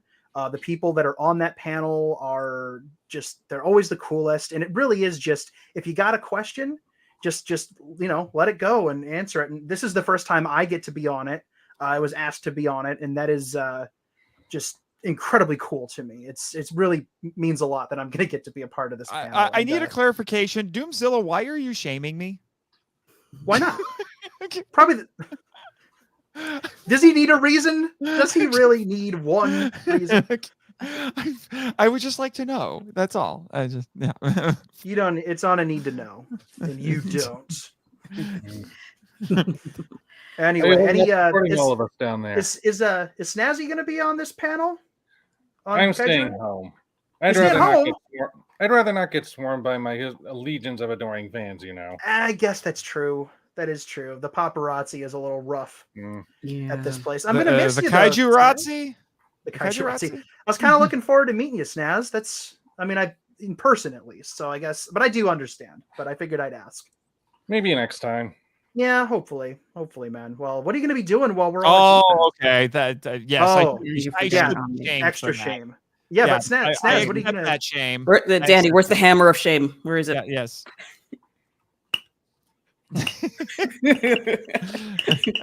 I mean, if all else fails, Omni, we could just find you a sock and put it on your hand and make an effigy of Snazzy. If all else fails, It's not the same, Nate. Are you trying to insult both of them now? Yes. No. See, yes. Look what you've done. Look what you've done. You've upset Snazzy. He's gonna. He's gonna gore me with that horn. I'm scared now. There's nothing sadder than a sad Snazzy. It's not just for attracting mates. I would know. I haven't found one. It's true. Oh man. Well, anyway, I get it, Snaz. I get it. Why you're staying home? What are you gonna do while we're all at G-Fest having fun, though? Well, you know, just sit back, watch TV. Fair enough. Well, have fun, man. I'm sorry to have missed you, but I hope you have fun. I'll drag him along next time. Okay, sounds like a plan. Sounds like throw him in the suitcase. I mean, Snazzy is a kaiju. Yes, that is true. He would fit in as long as you poke air holes in the suitcase. No, Snazzy can't come to G-Fest. He's going to be too busy, you know, throwing parties in Ryan's apartment. I mean, he can't come. He's going to be starting Snaz Fest. Snaz Fest. He's going to have his own convention. Yeah, it's all part of his plan for world domination. Of course. Exactly. I buy it. Alrighty. Moving on to the unless Ryan, you wanted to say anything about the Kaiju Writers podcast panel. You're good? Yeah, just looking forward to hearing what people have to say and ask. So alrighty, that's about it. Mm-hmm. Yep, it's going to be a good time. There will probably be book shilling because that's what we do. Obviously, yes, of course. Yes, quite. In that case, we are shameless. All right, the Kaiju Kingdom podcast. Yeah, I guess they're recording an episode live here. I guess so. I'm glad whenever those pop up because it's I mean, Kaiju Cast used to do that when they would have live episodes, and I think Kaiju Transmissions have done a few live episodes at G-Fest. So I'm always excited when I see new podcasts that have never done that get a chance to do that. The more that happens, then the more people can get to do that, and the more you can grow audiences, and it's gonna be cool. It's gonna be cool. I guess maybe next year I should try to do that. I just need the right thing to talk about. I'm just not sure what to talk about. Yeah, I was briefly considering submitting a Chill with Kaiju Kim panel, but I don't know. Maybe next year. Next year, hey, JD, all the rest of it running this. Kim needs to interview all the guests next year. That would be rad. That would be, excuse me, that would be unbelievably cool. That would be unbelievably cool. You guys taking notes out there? You have a built-in interviewer right here. I'm just saying.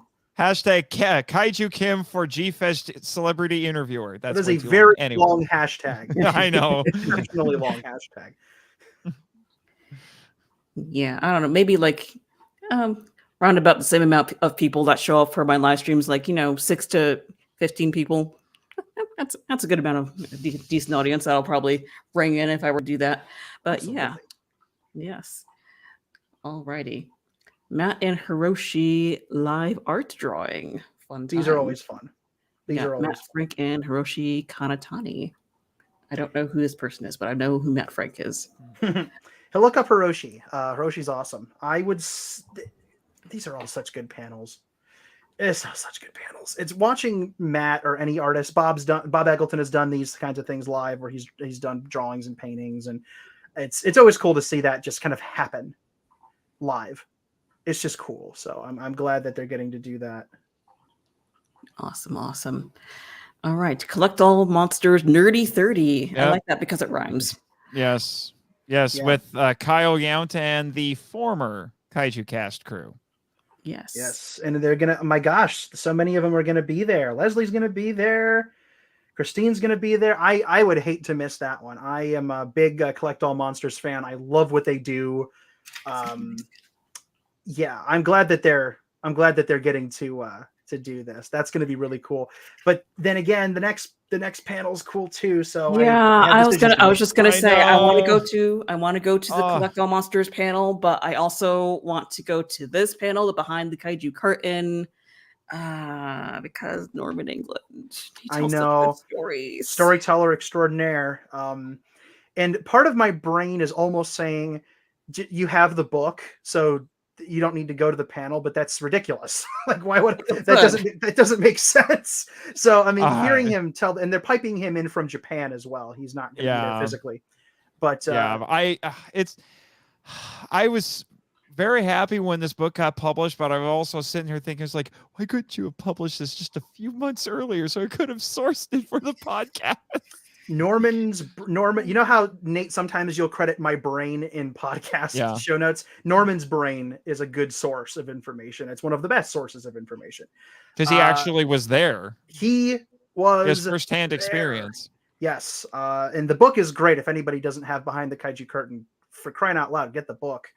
The book is great. But yeah, that's going to be a toss-up. Collect All Monsters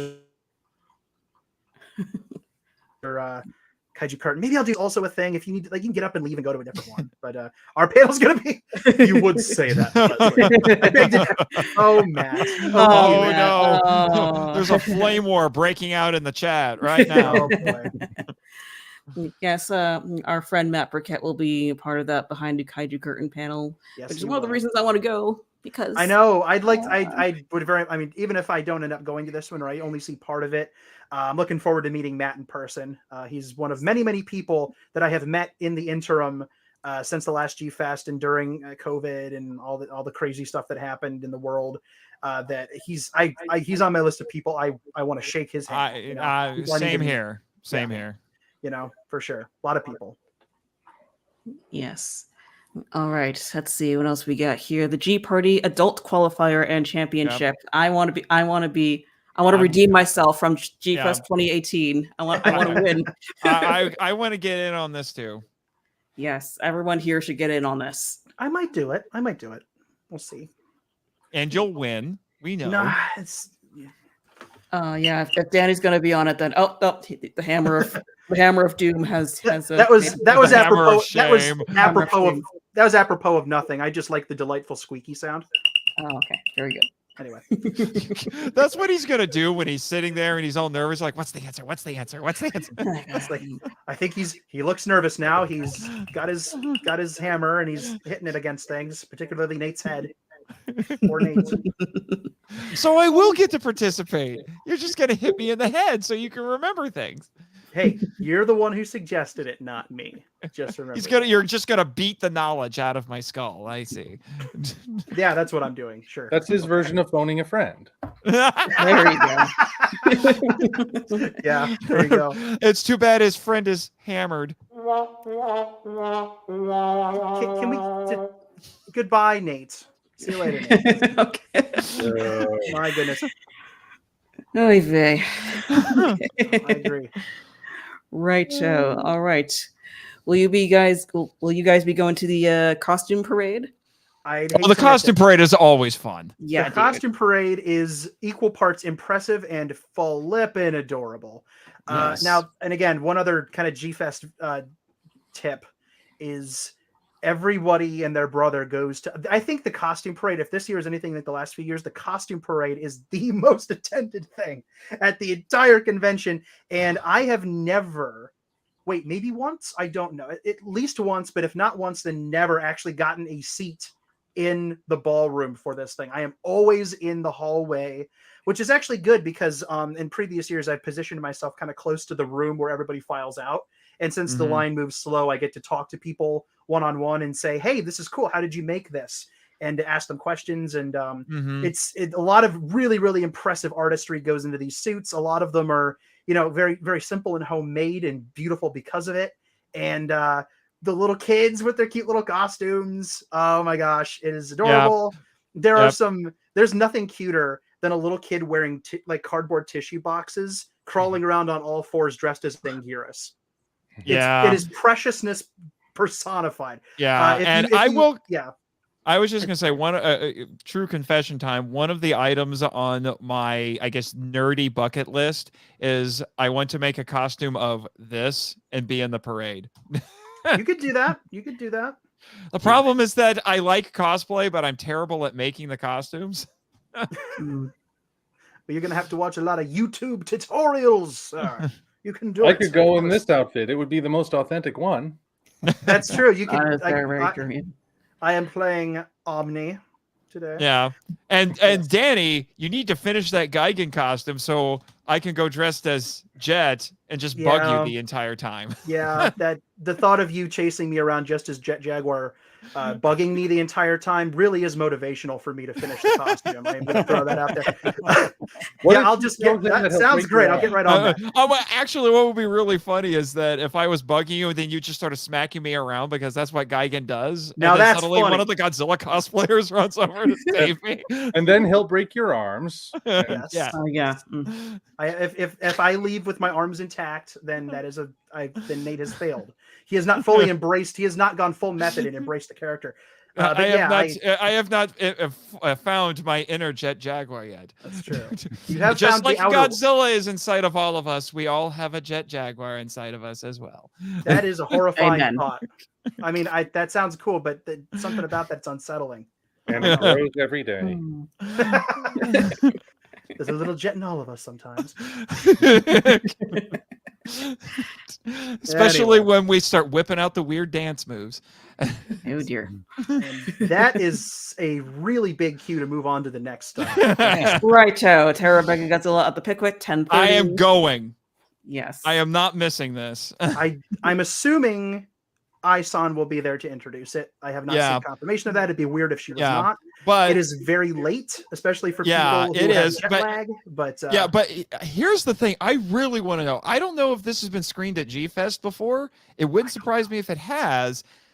But there's 3 cuts of this movie, and I want to know which one they're using. There's no way they're when the Japanese guests are there. They almost always revert to the subs.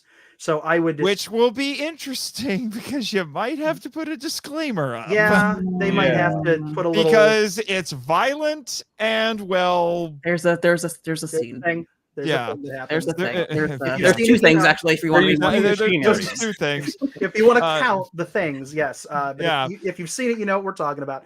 It's machinery, kids. It's true. You know, It's I true. know Michael keeps saying 74 is better, but let's be honest, we know he's seen this version. Those are his two favorite parts. Oh my god. Next. Okay, moving on to Sunday. Fight I'm me, not saying Michael. It's got a little. All right, King Kong versus Godzilla 60th anniversary. This film has a special place in my heart. Danny, are you on every single one of my panels? Probably. I don't know. I kind of want to hear what Kim was trying to say there.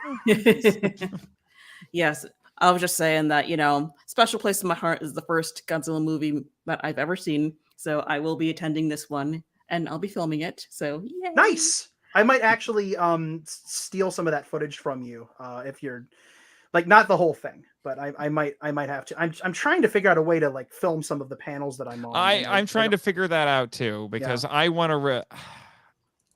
I don't know if I'll record them all with the soundboard and try to get them out like podcast episodes. I don't know if that's tenable, especially with these big group ones. Maybe ours, I can do that. No. But also, Kim, I'm not going to steal your footage. I was teasing, but I will. I will.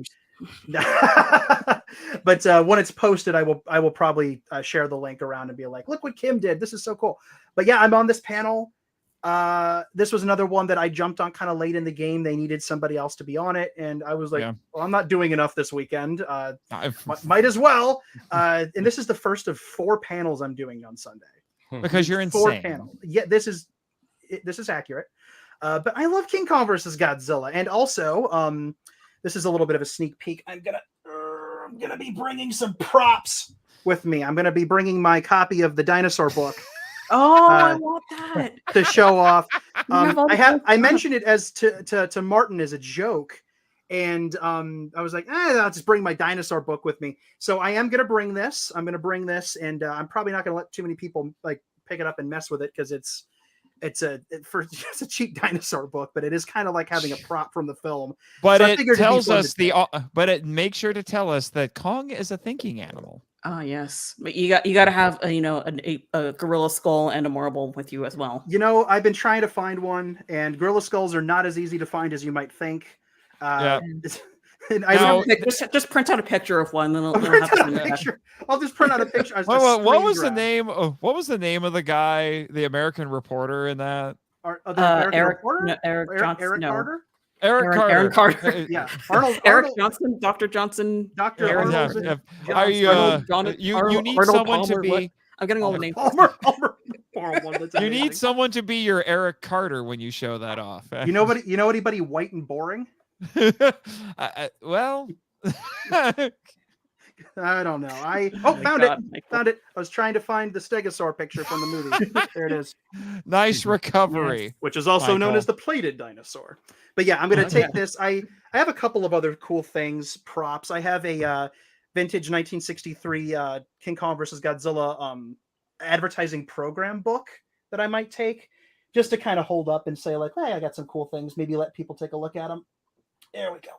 But I don't know. I thought that might be kind of fun. I'm going to have to take extra good care of those things, but seemed like kind of a show and tell. Don't forget your sign that says "Mug me outside the convention" to wear around your neck as you leave. I was going to have that on. I was actually going to get that printed on a T-shirt, just so that there's no confusion.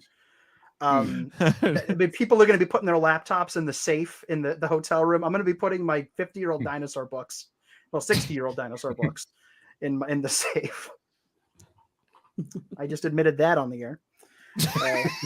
Hey, everyone, come rob me and steal all my cool stuff. I'm not taking that thing with me anymore. That was it. That's the end. I ruined it. You done goofed. Yeah, what? Danny, you're telling me that you can't be like Jet and just magically program yourself to know Kung Fu? I mean, that is pretty much exactly what I'm saying. And even if I didn't say it, you could assume it. Because that's how that works. Are you powered by plot convenience? Absolutely. What's the next panel? We gotta make him stop. I love how we stay focused on these things. Isn't it great how we're very we never go off topic, we never ramble. It's a great time for everybody. I agree. Very linear. All right, Legacy of Attack on Titan. I'm not familiar with Attack on Titan or any I of you. am, Yeah. Were you but I looking- can't go to this panel. Oh, you can't. Oh, Nope, yeah, because that's you're same on. Oh, wait. Well, that's No, King this Kong. one- I It's thought the same this one time was- as the King Kong versus Godzilla. Excuse me. Yeah. Oh, Yeah. yeah. Oh, yeah, that's right. Durr. Yeah, so. Otherwise, I'd be there. Yeah. Yeah, I enjoy me some Attack on Titan. That'd be a fun panel to go to. Got the hiccups for some reason. Good timing. And the panelists on that are Titan Goji, I know him, and Steamed Iguana. Yeah, I know Titan Goji. I don't know Steamed Iguana. Delicious. Yeah, I was gonna say, I hope he's delicious. I've never had Steamed Iguana. Maybe I'll try. First time for everything. First Yep. time Yes. for everything. Indeed. Just don't ask the iguana how he feels about it. Pro tip. Probably would not be a good time for him. All right, and a fan tribute to Akira Takarada, Danny, Nathan again. You Yeah, guys this taking is- over G-Fest. As Yeah, well slowly as but Bob Eggleton and Bob Eggleton. Bob's going to be Yeah. on there. Yeah. It's and Billy's going to be on there. Haven't talked to Billy in forever. Yeah. If anybody out there has ever watched the amazingly ambitious Godzilla Battle Royale fan film on YouTube, that he's the guy who made that. I've talked with him before. He was actually one of the first people I met at G-Fest when I went He's great. the first time. He's great. Yeah, him and Kyle Yount, interestingly. Yeah. So, Yeah, but this one is going to be a little bit different from the previous one. This one is going to be focused more on fans sharing their stories about, interacting with Takarada. And Danny, you and I both have stories to share. You especially have a very meaningful one, which you've shared on, not on Chill with Kaiju Kim, but you shared it on a stream that I did with Kim. And you and our friend Elijah, and I put that out as a podcast episode. If anyone would like to see that, you can find it on the Monster Island Film Vault YouTube channel, or listen to the audio version on the podcast feed. So we really wanted to zero in on, like, hey, everyone, tell us what your experiences are with the man himself. Yeah, and I'm expecting, what I'd really like to happen is, there's 4 of us on the panel, and we're all going to tell stories, and I'm going to tell mine. I just feel like it's, because I've mentioned this before, but I never want me telling my really cool Akira Takarada story to come across as bragging or anything. I just feel like it's a really good illustration of just how special a person he was, and I think people will get something out of it. So I'd like to share my my cool Akira Takarada story. And Nate, you've got a great story, and I can only imagine what Bob would have to say. And of course, Billy got to work with him because Takarada-san is in his fan film. So he knew him as well. But what I'd really like to see is we each take a turn telling a story, and maybe have some time for people in the audience to share some of theirs. Maybe have them come up and give them a mic. I don't know if that's feasible. I don't know if anybody in the audience would be interested or has stories, but I would love to. I would actually advocate for opening it up after each of the panelists shares a story. I do want to open it up. Absolutely. To anyone in the audience who wants to share. And that was really, because I think I was one of the, I submitted this panel, and that was one of the impetuses for me with this panel, is I wanted this to be a very fan-driven thing, not a panelist-driven thing, a fan-driven thing. Because I've been to panels like that before where it's more just sharing stories. And that's what I really hope this becomes. So I don't want the audience to just come listen to us talk. I want them to participate in this. Yeah, I agree. I think it's going to be, I don't know how many people are going to show up. I don't know if there's going to be any confusion. Why are there 2 Takarada panels? There might be some people who don't read the synopsis, but I think this has the potential to be a really special hour of sharing stories. And bring your tissue, because I'm going to. It's going to be a little bittersweet, but it's important to tell these stories and preserve them, because that's how we honor this man, and that's how we keep it going. It's important. It's interesting in the last few years when there's a celebrity death that was someone that I actually got to meet and had a special interaction with. It hits different. Yeah, we talked about that in the live stream, and the only other time where I can say that I had the reaction that I did, like with Takarada, was when Stan Lee died.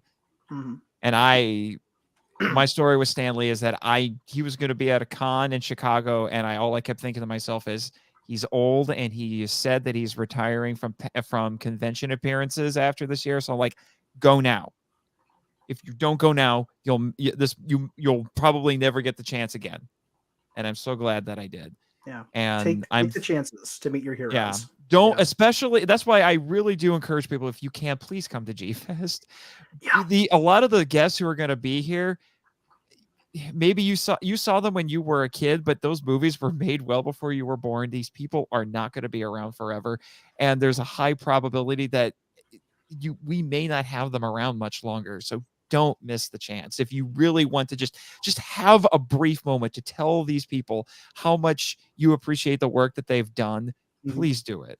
Yeah. It's worth the price of, getting the autograph ticket. And, and it's so hard right now, because this is the world is a little rough right now. And the people, so a lot of people don't have the money to do these things. But when the opportunity arises and it's financially and emotionally comfortable for you, I second everything that you just said. Please do it.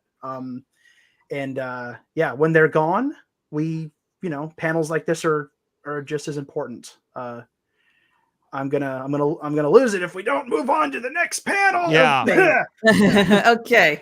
I'll be sure to give you a hug, Danny, after that panel. I'm gonna need one. We're all gonna need one. The entire room is gonna lose it. Yeah, we're all gonna be very sad. We'll just have to do a group hug with everyone. Yeah, group hug. I think this is gonna be a very huggy weekend in general. I think just people are gonna be very happy to see each other again. Yeah. Yeah. All right. Just at the same time as the Takarada panel, we got the Woman of Kaiju Fandom, which I probably should have been a part of, but I didn't. You absolutely should have been. Yes. Yeah. Absolutely. This is a crime. Why are you not on this panel? I'm not important enough. That's why. That is a lie. Lies. You know it. That is not true. Lies. That is absolutely not true.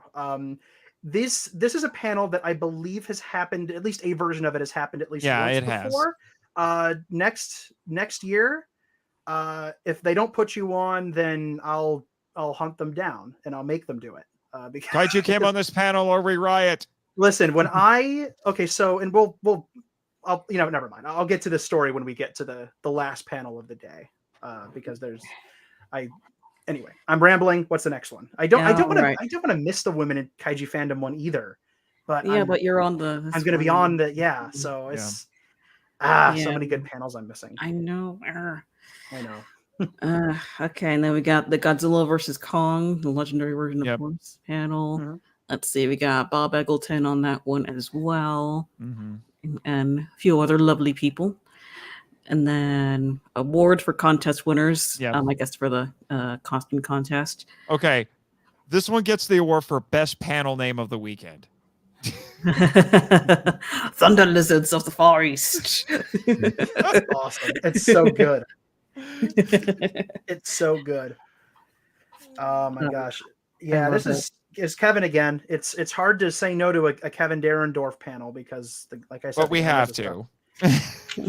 I suppose. Wait, do we Titans and other things? Let me see. This is 1 o'clock. I'm not doing anything at 1. I'm pretty sure. Titans and Elder Things, run by our friend Ryan and Thomas. Yep. Now, finally, they get a chance to speak. Yeah. Sorry. Yeah, it's happening. Good talk. Thank you. No, I'm really looking forward to sort of mashing the genres together, because there's so many areas that, there are ideas that overlap, but they approach it in very, very different ways. And so, having this, multi-decade friendship between a huge Godzilla fan and a Lovecraft nerd, feel like we'll have a few things to talk about. Yeah. Plus, recently in various places, there's been debate over whether or not Cthulhu counts as a kaiju. So it's something that's been in people's minds recently. But yeah, we've put together quite a presentation. One that, when we first ran through it, went way over time, but we've managed to shorten it now. It's a good problem to have. Yeah.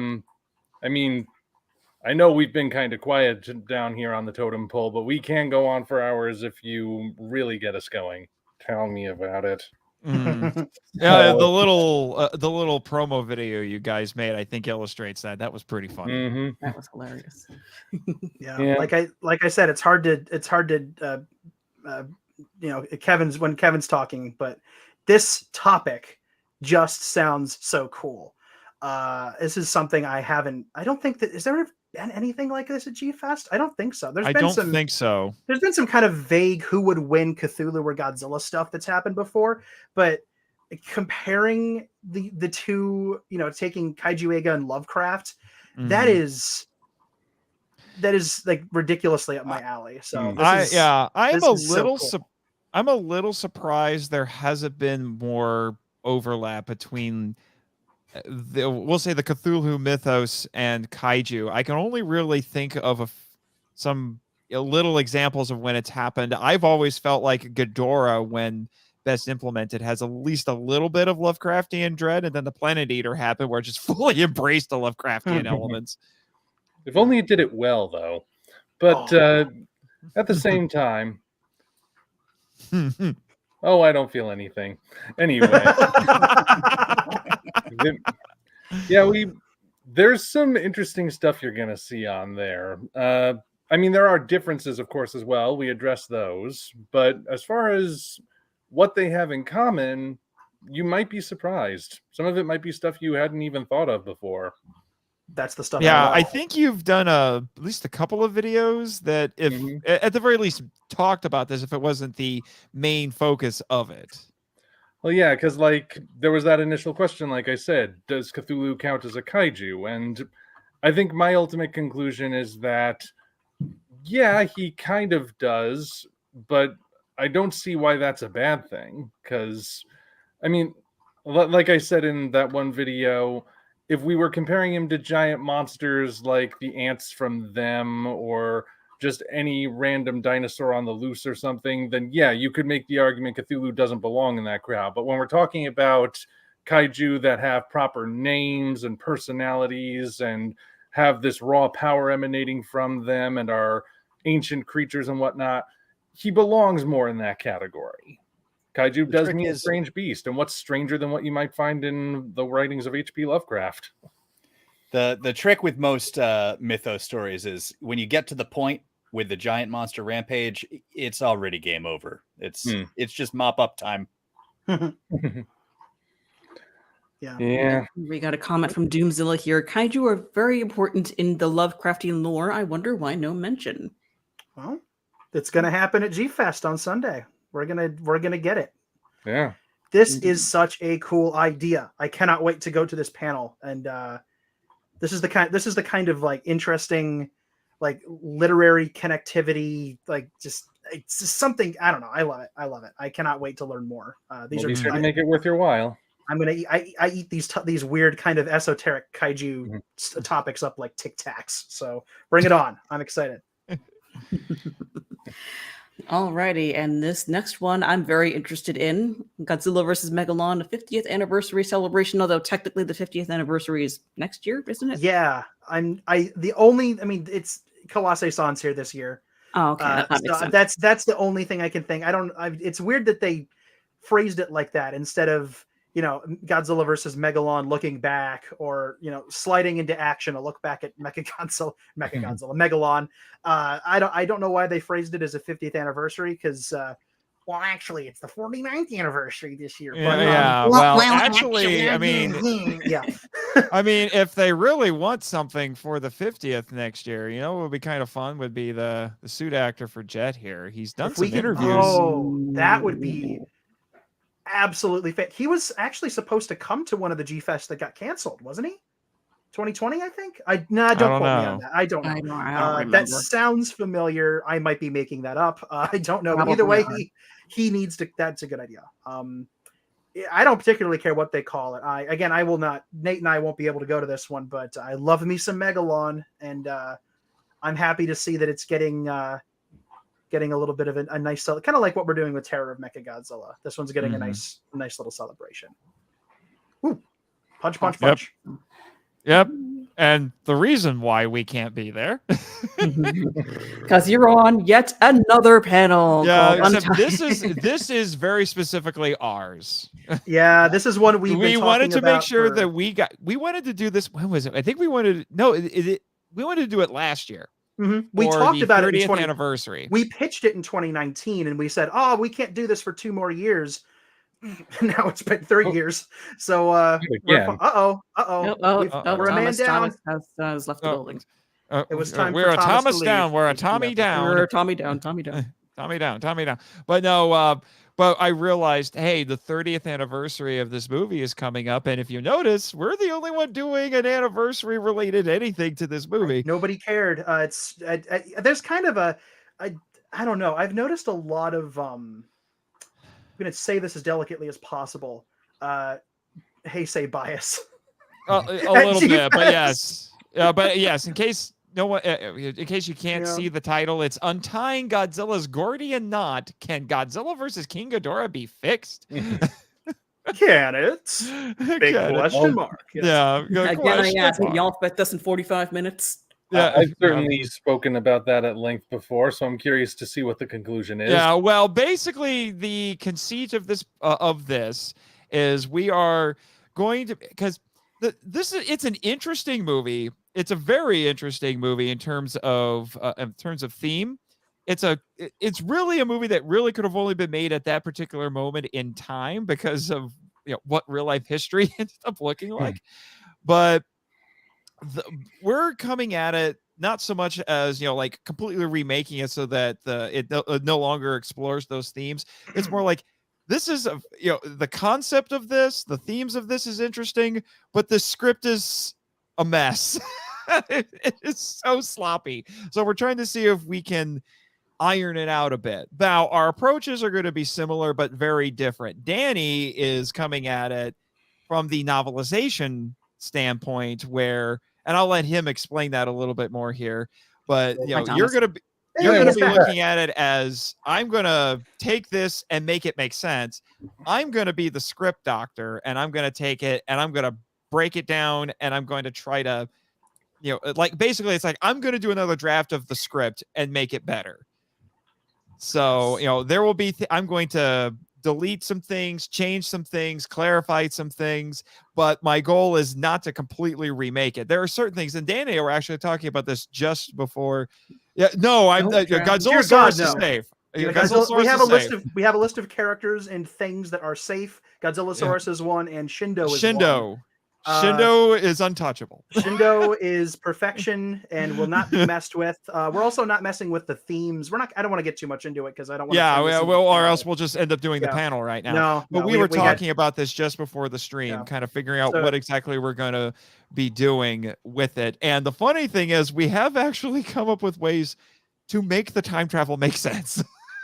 Yeah. So your approach is kind of a nothing is sacred, script doctor, cut characters if they don't work, change plot lines, rearrange them. Mm-hmm. Your entire conceit is actually based around altering the time travel mechanics of the universe of the film. Mm-hmm.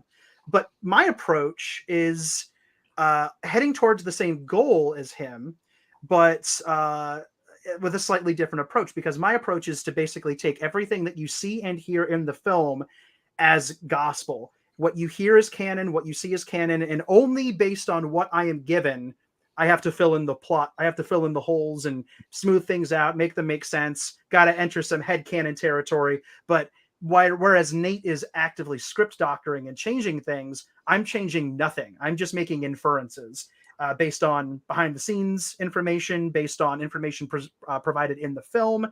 And I'm basically taking what exists and plugging the holes with things that make sense. Okay. Major Spielberg stays. Major indifference, general nuisance. Major Spielberg. That's another untouchable. He is an immovable object. That is another untouchable. Major Spielberg stays. Yes, we can't get rid of him. The joke is silly, but it stays. Yeah. we aren't going to go into any specifics of what we did. You'll have to see Yeah. the panel to understand what we're talking about. But I'm sure that's the long- Omni will go to that panel, and then after we open up for questions, we'll then spend the entire question period telling us why we're wrong. I'm fine with that. If people have better ideas, I want to hear them. So Omni just hates this movie. I just so the thing is, and this is the other interesting aspect of this, and then we will move on.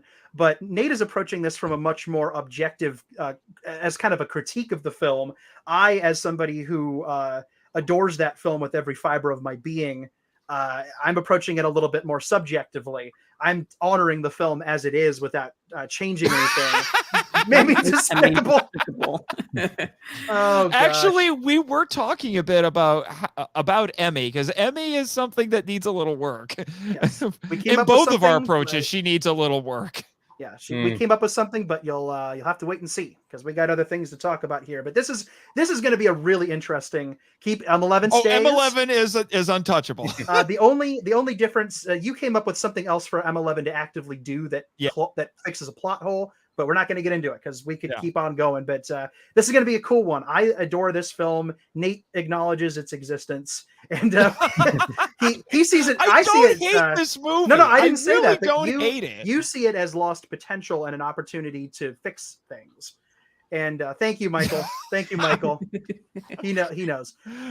There's no right or wrong approach. Again, to this, Michael, it's okay to be wrong. Which is why at least it produced a good poster.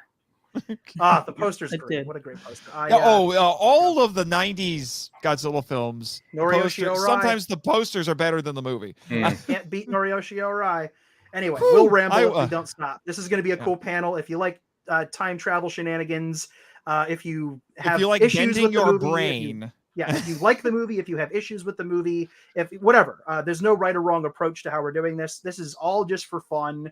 It's part script doctor, part headcanon, all film appreciation, a little bit of critique, and I can't wait to do it. So I'm done. And depending on how much you like time travel, you can see it over and over and over again. Oh, yes. Someone will travel back in time and then undo our panel and do another panel. That's what Michael's going to do. But then your panel will turn out to have been taking place in another room all along. Yes. Schrodinger's panel. That's what this is. The second birth of our panel was an unavoidable event. King Ghidorah. Anyway. King Ghidorah. Next. Alrighty then. Godzilla Across America, hosted by Michael Kalari. I am very curious about this panel. This is a cool idea. Yeah. Leave it to Michael to come up with cool ideas like this. Yeah, and I can say, interestingly, there is a canonical appearance of Godzilla in my home state. Not a lot of people remember it. It was in one of the Mark Saraceni novels. Yes.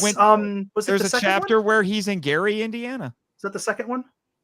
It doesn't matter. Yes. Okay, I was right. Okay, cool. Sweet. Awesome. Cool. Great. Yeah, not Godzilla 2000 the novel, not Godzilla 2000 the movie. It's very confusing. It's very confusing. But yeah, there's a chapter where he fights the military in Gary, Indiana, which made me happy because nobody in Indiana likes Gary. Gary, is there just a guy in the state that nobody likes that's named Gary? Yes. You know who you are, Gary. Why don't you move to Arkansas, Gary? Anyway, that's we're gonna give Gary to Chicago. You can have it. They can have him. Anyway. This is another bad one because, not bad panel, but like a bad situation because the next panel after this, I also want to go to. Oh, yeah. Of that. Another Kevin Derendorf panel. And Alex Rushdie. And Alex Rushdie. Alex Rushdie runs Seismic Toys, which you should support. Seismic go buy things from Seismic. Support Alex, support Chris Olio. Those guys are great too. Danny, you and I have been on live streams where we've showcased some of Seismic's work. We have. They do great work. They're going to have a nice, cool presence at G-Fest this year. They're going to have action figures from Dawn of the Monsters. They're going to have, I don't know what the timeline is. Probably not too much later after this, at the time of this recording of this stream. Chris is going to be announcing a bunch of Ultraman vinyls that Seismic is producing. We're probably at the time of this recording mere minutes away from those announcements. So I doubt they'll be at G-Fest. That seems like a very fast turnaround, unless they've been done. But we'll see. We'll see. Anything about Kaiju collectibles, man, it's hard. Maybe I should avoid this one, because if they tell me there's an obscure collectible about an obscure character and I don't have it, that's going to drive me nuts. I'm going to have to add it to a list. I'm going to have to track it down. Are you going to go find that one action figure that was produced for Omega Tiamat, Behemoth or whatever, Bahamut? I can't. I don't. That movie's ridiculous. It's Odin, Omega Tiamat. I don't remember what the dang thing. It doesn't matter. It's just a Godzilla. It doesn't matter. But yeah, that looks like a fun panel. Panel. That does look like fun, but not as fun as the next one, which is one I'm on. Yes, I have to agree. Yes.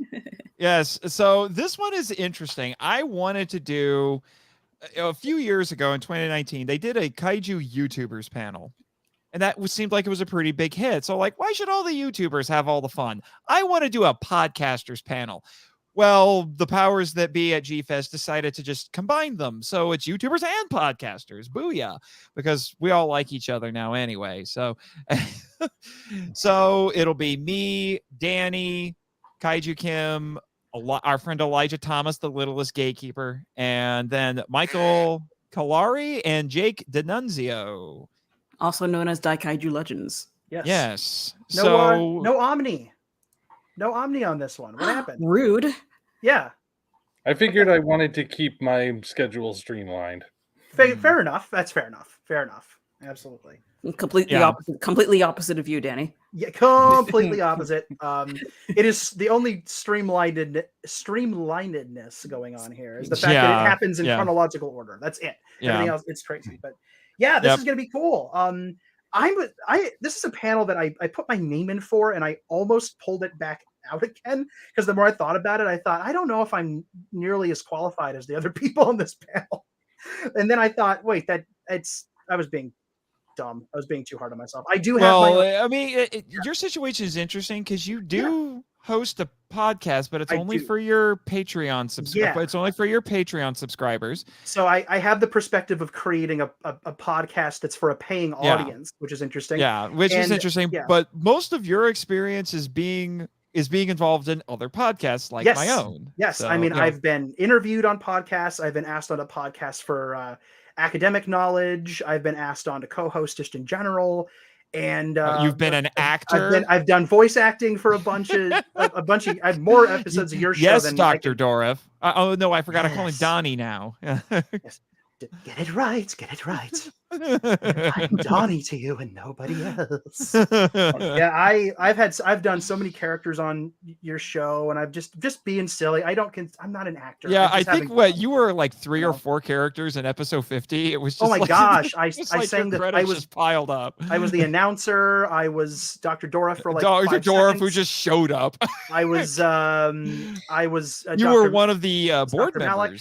Yeah, it was Dr. Malik. I got to do Dr. Malik. Dr. Malik killing Mackenzie, latitude 0. Yes, I got to do him. I got to do a lot of things. You were just all over the place. I did the opening announcements previously on the Monster Island Film Vault, and I got to do. I even sang the theme song. Yes, that was glorious. Yes, that was glorious. Yes. So your experience is it's a little bit less about it's weird making a show, but being involved with a lot of shows. Yeah, I've been on a fair number of the shows that are being run by the people on this panel, except for that Nate guy. I don't know what the heck he does. Oh, but, he's a weirdo. He is, and I'm glad to hear you admit that. Yes. I'm not sure why, but no, I'm incredibly. I still almost feel like I'm kind of the odd man out on this panel a little bit, but I hope that people find my kind of funky perspective interesting. I'm mostly curious. I'm honestly mostly curious to see what everybody else has to say. Nate, considering you run like 48 podcasts. Yeah, at this point, yeah. It feels like it. Kim is going to get to be awesome on the panel and promote herself, which is something that, and this is the story I was going to say earlier, because I was talking with Martin while we were getting this whole thing scheduled, and he asked me, "Do you know anybody else who might want to be on this Tokusatsu panel?" And I said, "Dude, Kaiju Kim. Here's how you can contact her." And he said something very flattering, and he said, "Oh, absolutely." And I don't know if he reached out to you or you reached out to him first, Kim. Why is I Matt from reached out to him Monstrosities not first. on this? Okay. Yeah. Okay. Because I threw your name in and I said, you've got, I don't remember how I phrased it, but it was boiling it down. It was something along the lines of, you've got to get her on this panel. And he was very excited about it. And then I think you reached out right after that. And yeah, so I'm going to assume I was not the only person who said, dude, you ever heard of Kaiju Kim? Get her on this panel. So people are looking out for you, Kim. People wanted you on this panel. Even if doesn't matter if I'm on it or not, I want to see you on this panel because you deserve to be on this panel. This is cool. This is going to be cool. I know some people, I'm not making this up, legitimately are going to that panel just because they heard you're going to be on it. Yeah. Really? Yes. No. Yeah. No. They're going to the GMK panel next door. They got No. I've had people tell me, a couple people say, I want to go because I want to meet Kim because I know Kim is going to be there. So there you go. Thank you, Jane. Yes. Yes. Actually, Jane's one of the people. Really? Jane is one of the people. I recognize that's one of the names of the people. So Nothing. Yeah. You've got people who are everybody in the comments. Flood the comments with awesome comments for Kim about her panel. She is going to rock this. Yeah, well, we are just going to be riding Kim's coattails at that Absolutely. panel. Yeah. We're gonna get some of that residual residual attention. We'll start the panel by saying, who's here to see Kim? It'll just be the whole room, and they'll be like, who's here to see everyone else? And it'll be 3 people. It'll be 3 people. You don't believe us? It'll wait for it to happen. When we get to you, people are gonna just wait. Just wait. It's gonna be awesome. That would be kind of cool. I've never been on a panel of any kind before, unless you count the G Party thing in 2018. Mm-hmm. But yeah, I'm probably going to be super nervous. Well, we'll help you. You are going It'll to be okay.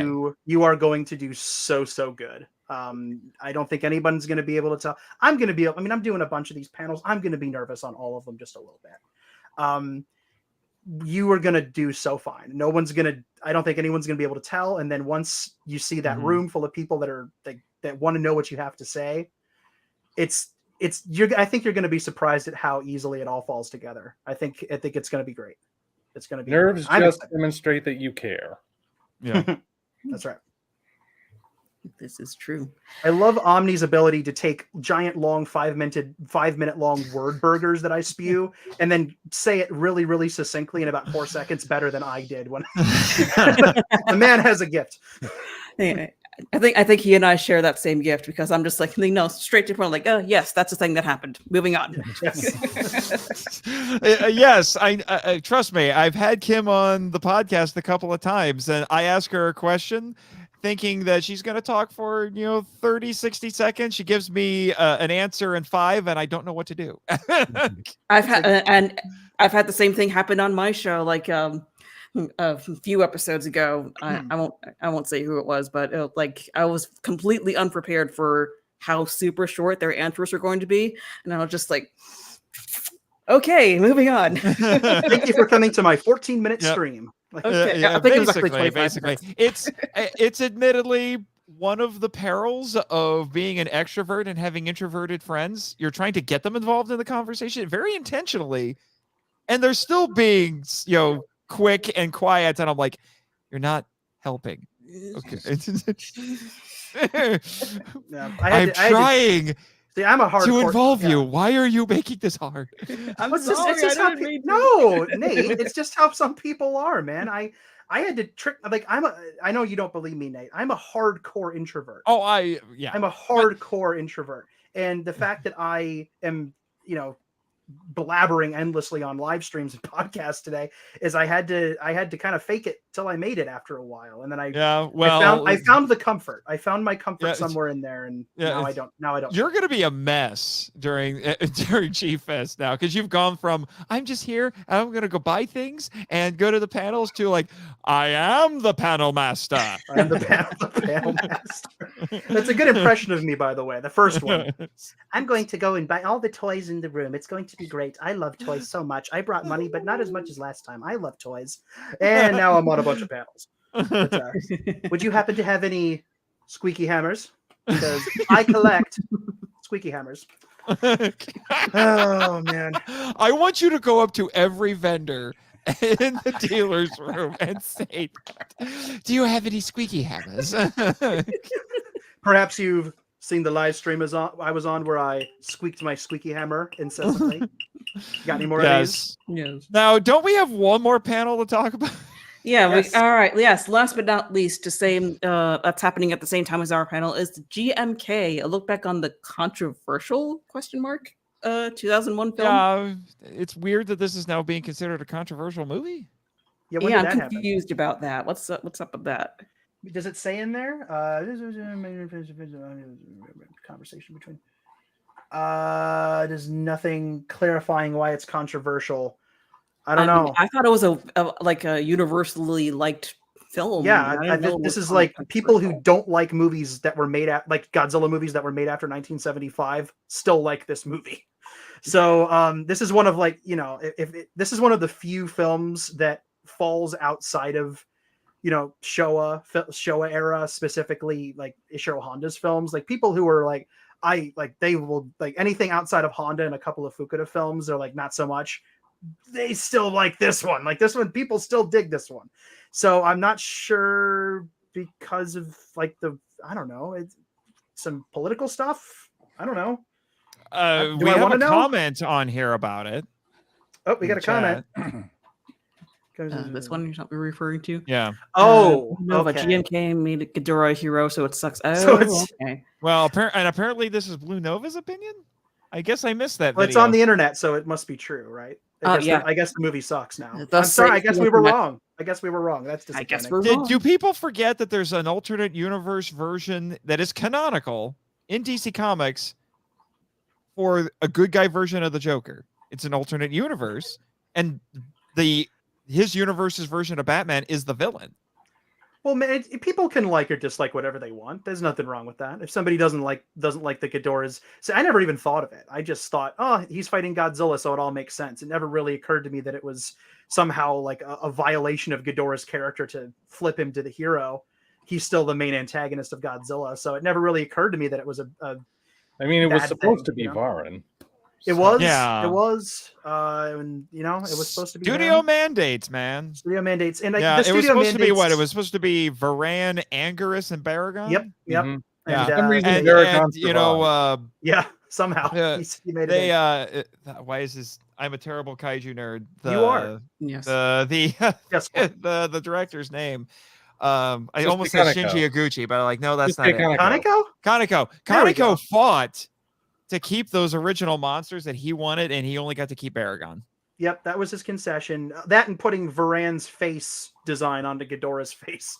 Mhm. If you look at the sculpt, they're very similar. But that is probably something they'll talk about in the panel. So we Sorry, don't want to Mata spoil just flew by. it. I mean, since we're not allowed to like the movie anymore, apparently, because the The internet gatekeepers have spoken, apparently. So this is the gatekeepers panel. Okay, gotcha. Yeah, apparently. That's right. If they ever do a gatekeepers panel at G-Fest, that'll be unfortunate. I hope. Can we burn it down if that happens? They won't do. You have to that. get in first. Yeah. Yeah. Nationalist propaganda. Okay, that's right. No, I That's thought that was right. Shin Godzilla. But Yeah. Oh, No, yeah. well, there's nationalism versus there's another word for it, and I'm struggling to remember what it is. But a lot of people, Michael did just jog a memory. Thanks, man. There's been a lot of comparison points between the approach to Shin Godzilla and in terms of like Japan as its own entity and how GMK dealt with it. Apparently, there's a lot of parallels with differing parallels and differences. Though. parallels and differences. There's parallel, but what I'm saying is there's parallels in each one to differing political and cultural opinions that are conflicting with each other. GMK tackles it in a certain way, and then Shin Godzilla tackles it. It's all about Japan's identity and how it sees itself. GMK sees it in a different way than Shin does. I'm not going to get into it here because it's a long thing, but certainly. I guess that makes it controversial. There you go. Maybe it's just clickbait. Maybe it's calling it controversial to get people to come and see what it's about. That sounds silly. Congratulations. Clickbait on the internet? Congratulations, Kevin. You have the clickbait panel. The clickbait panel. I think Omni has sniffed you out. That's what I think. I think he's onto something. Yes. All right. That is all the panels from G-Fest. Yay! Lots of fun stuff happening. All right. So what are you guys looking forward to the most? Which panels are you looking forward to the most? Mine? Wait, did I say that out loud? You really did. You did. But we all knew you were going to say it anyway, so it's not a surprise. I mean, it was just natural. Yeah. Actually, besides that, I actually am really looking forward to trying out for Jeopardy again. I just want the challenge of just being able to make the cut and try it. I wouldn't expect to win. I would expect to lose to Danny, but I would love to try that again. But really, and I know this is going to sound corny, what I'm really looking forward to is the fact that G-Fest is back and I get to meet a lot of the amazing people that I have met over the last, good Lord, almost 3 years now of podcasting with the Film Vault and the 97 other podcasts that I do. And 98. Especially since I found out that apparently a lot of them, like Kim, you've been an Omni. Omni's even been to some of my past panels that I didn't know. Yeah. So it's like I may have actually met you people before, but I didn't know who you were. And now I know who you are, and I'm just super excited. So, I've met, Danny, Omni, Kim, Elijah, Matt from Monstrosities, Alyssa. There's just so many people. I can't. I feel like because I'm a content creator now that I have this kinship with even more people because we're all coming there. We're all making things and going to the con, and it's just I'm in the exact same boat. Like when I went to G-Fest the past couple of years, I didn't have an internet presence. I was just there to be surrounded by my people, but now people kind of sort of know me. So, and I'm looking forward to meeting you guys in person. So yeah, it's going to be a good time for everybody. As far as just to warn you, I might hug you. Just I'm prepared. I'm prepared to hug a lot of people. As far as panels go, I'm looking forward to some nice wood siding with a nice stain. Wait, different kind of panel. That's incorrect. Oh, fantastic. That's my humor right there. That's so good. Oh my gosh, my chest hurts. Die. No, I would be ashamed 3 days out from G-Fest. Oh man. Yeah, you'd find a way to come back and do it anyway. I probably would. Manifest as a force ghost, but so the part of Danny at G-Fest and all 8 of his panels will be played by his astral projection. If I could pull it off, then I'd do it. How would you get all of your new toys back?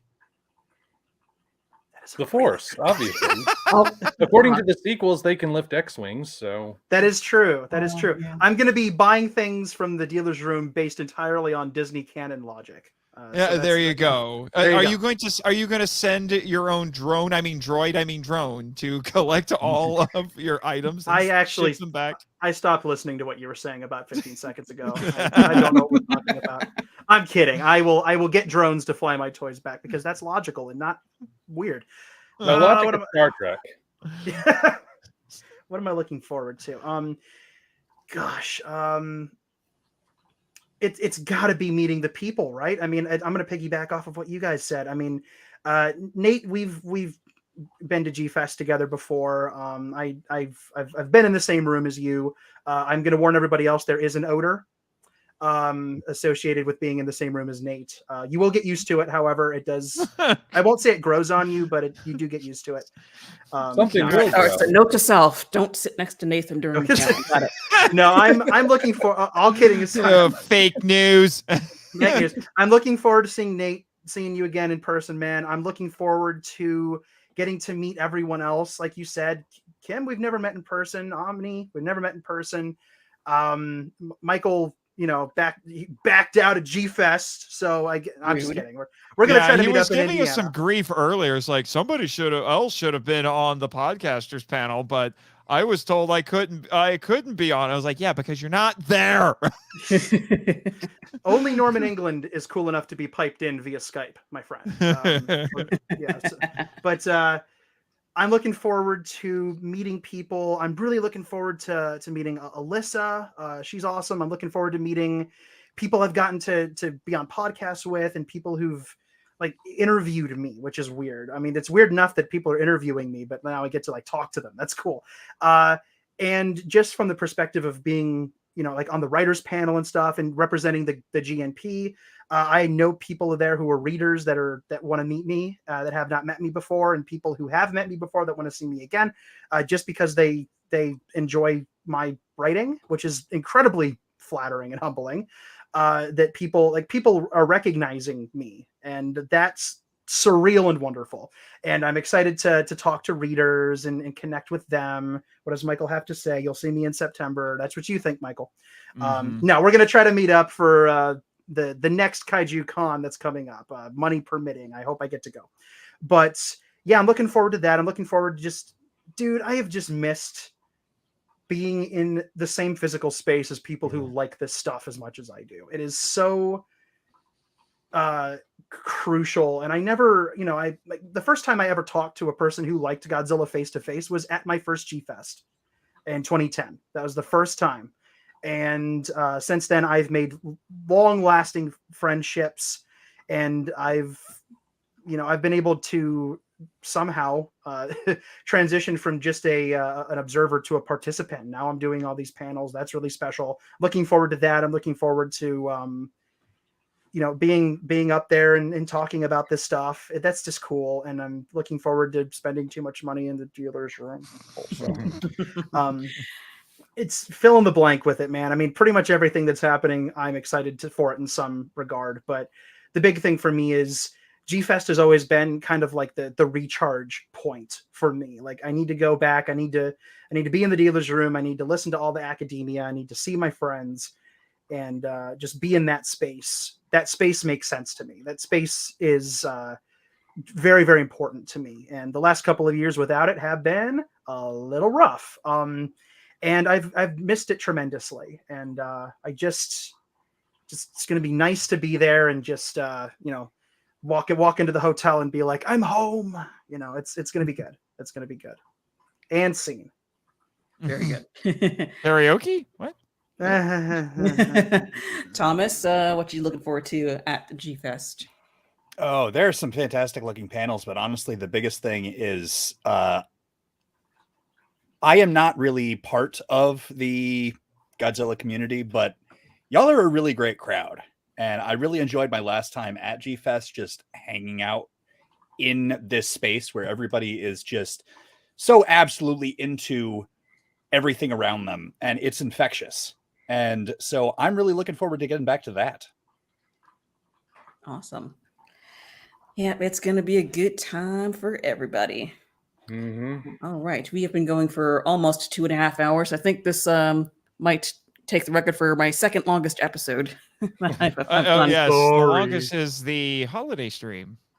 Oh yeah, that nearly got banned by YouTube. The one that YouTube blitzed because you were playing a public domain movie. I still don't understand why it doesn't make sense. Can't. Okay. I know it's a little rude, but we were talking about the seismic announcement. It is official. Oh, it happened? Red Scavenger. Michael, I owe Michael $10. No, I'm kidding. But he totally called that it was Scavenger. He was right. Yep. And the product page is up. They're claiming only 250 are being made. Well, do I pay my rent or do lucky for you, you can actually get onto a payment plan. That is true. I could do that. I'm looking at that goofy little robot and putting some very serious thought. Michael, you nailed it, man. You were totally right. Or you can wait until that last day of the convention again and haggle. That's right. I That's don't. right. I don't think it's going to be at the con. They are going to have a con exclusive, but they're only having 5 of them. Yeah, and they ain't cheap, but they're so beautiful. They're just beautiful. I'll probably look at them and wish I could buy one, and then probably just buy it anyway. Yeah. I think the one thing I get. It's the one thing. I'm making a list of things that I'm going to try to look for in the dealer's room. Michael, you sit on a throne of lies. It is not a $20 toy. You are full of it, my friend. You are full of it. You are full of nonsense. You're full of it. I don't believe you. Anyway, we're gonna look at all that when the stream ends. Let's wrap full this of it that's being silenced. All right. So I suppose we can just wrap it up here. We've been going for quite some time now. All right. So, but before we head out, I suppose I can give you guys a few more minutes to plug your stuff, where people can find your work and all that good jazz. Who wants to go first? Omni, I'll let you go first.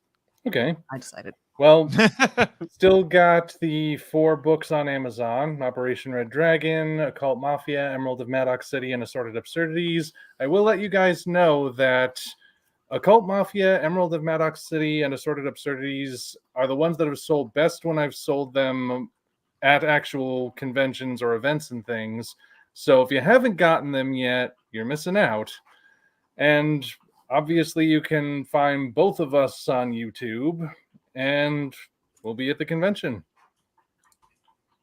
And there are more books on the way. I promise you I'm working on sequels. I'm working on new material. Good. So if you have any for sale, Omni, I will probably buy some. Or we can do a book exchange, because I'll bring some of mine as well.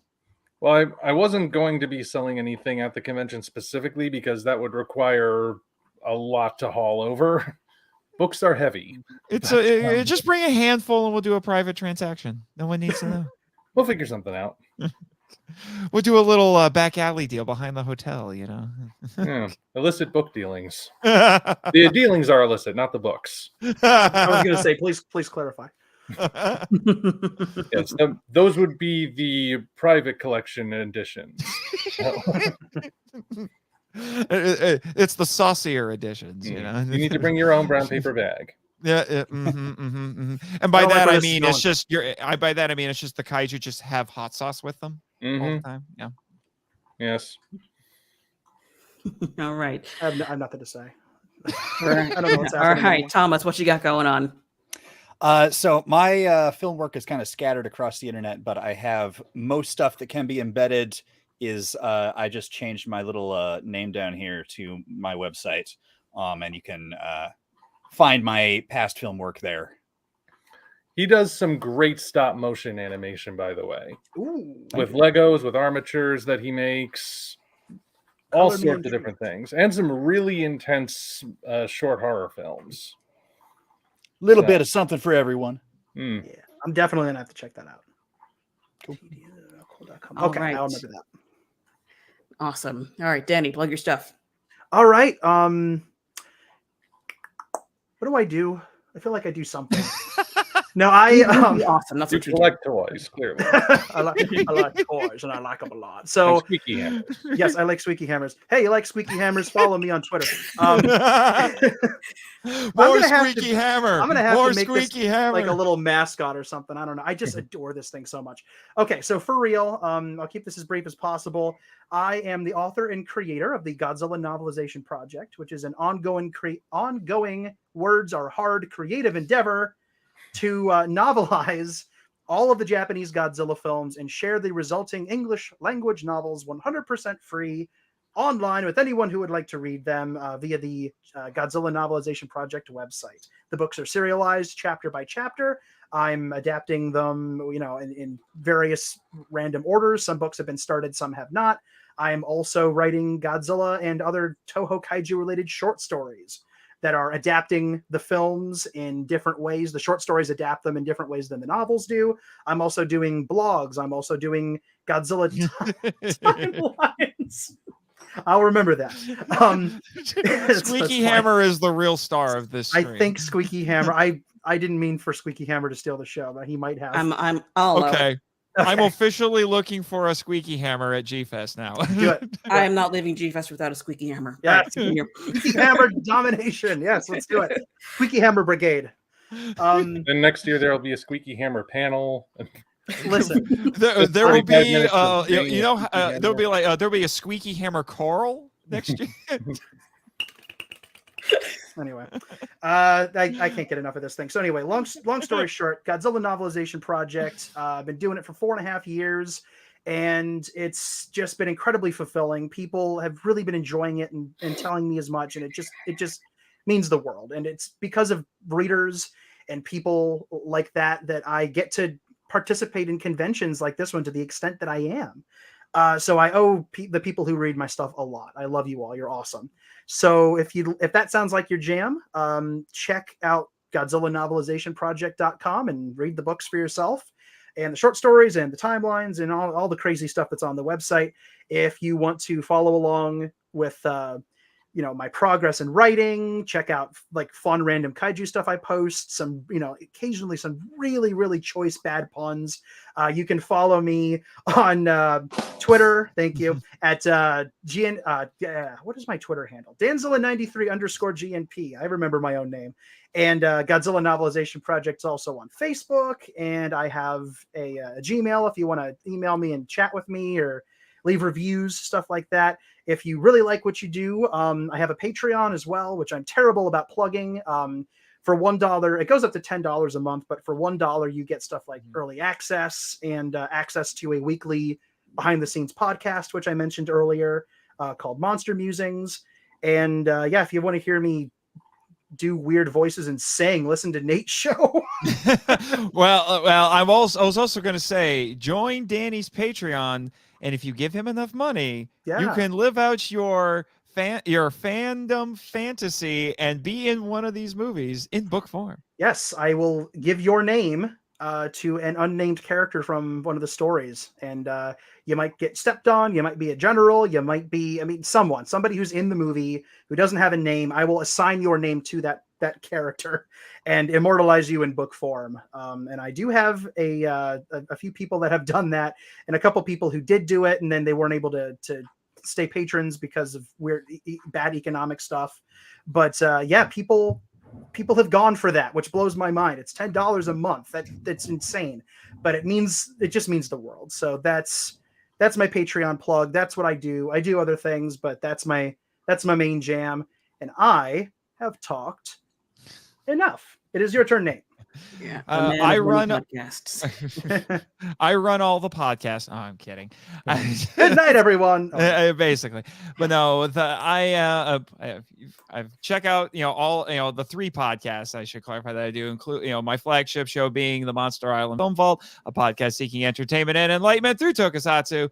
I can do that spiel in my sleep now, but it's a film appreciation with a lot of academia. It also, weirdly enough, has developed an audio drama storyline, which wasn't really intentional, but it happened.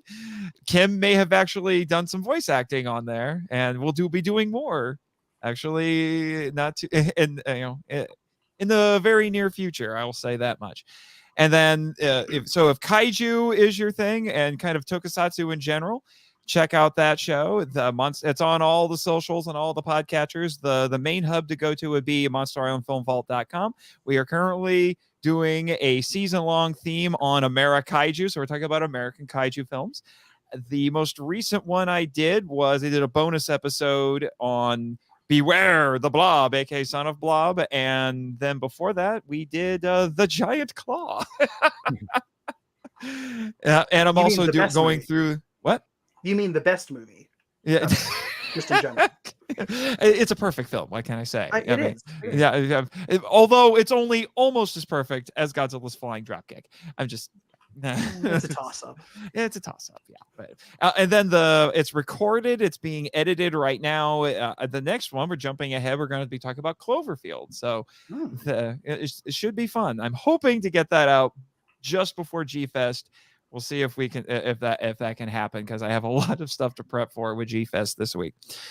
Then I'm on Henshin Men, a podcast about the appreciation of Japanese superheroes and their high-flying and high-kicking adventures, which I host with my co-host in common, Travis Alexander, and it's been mostly focused on the original Kamen Rider.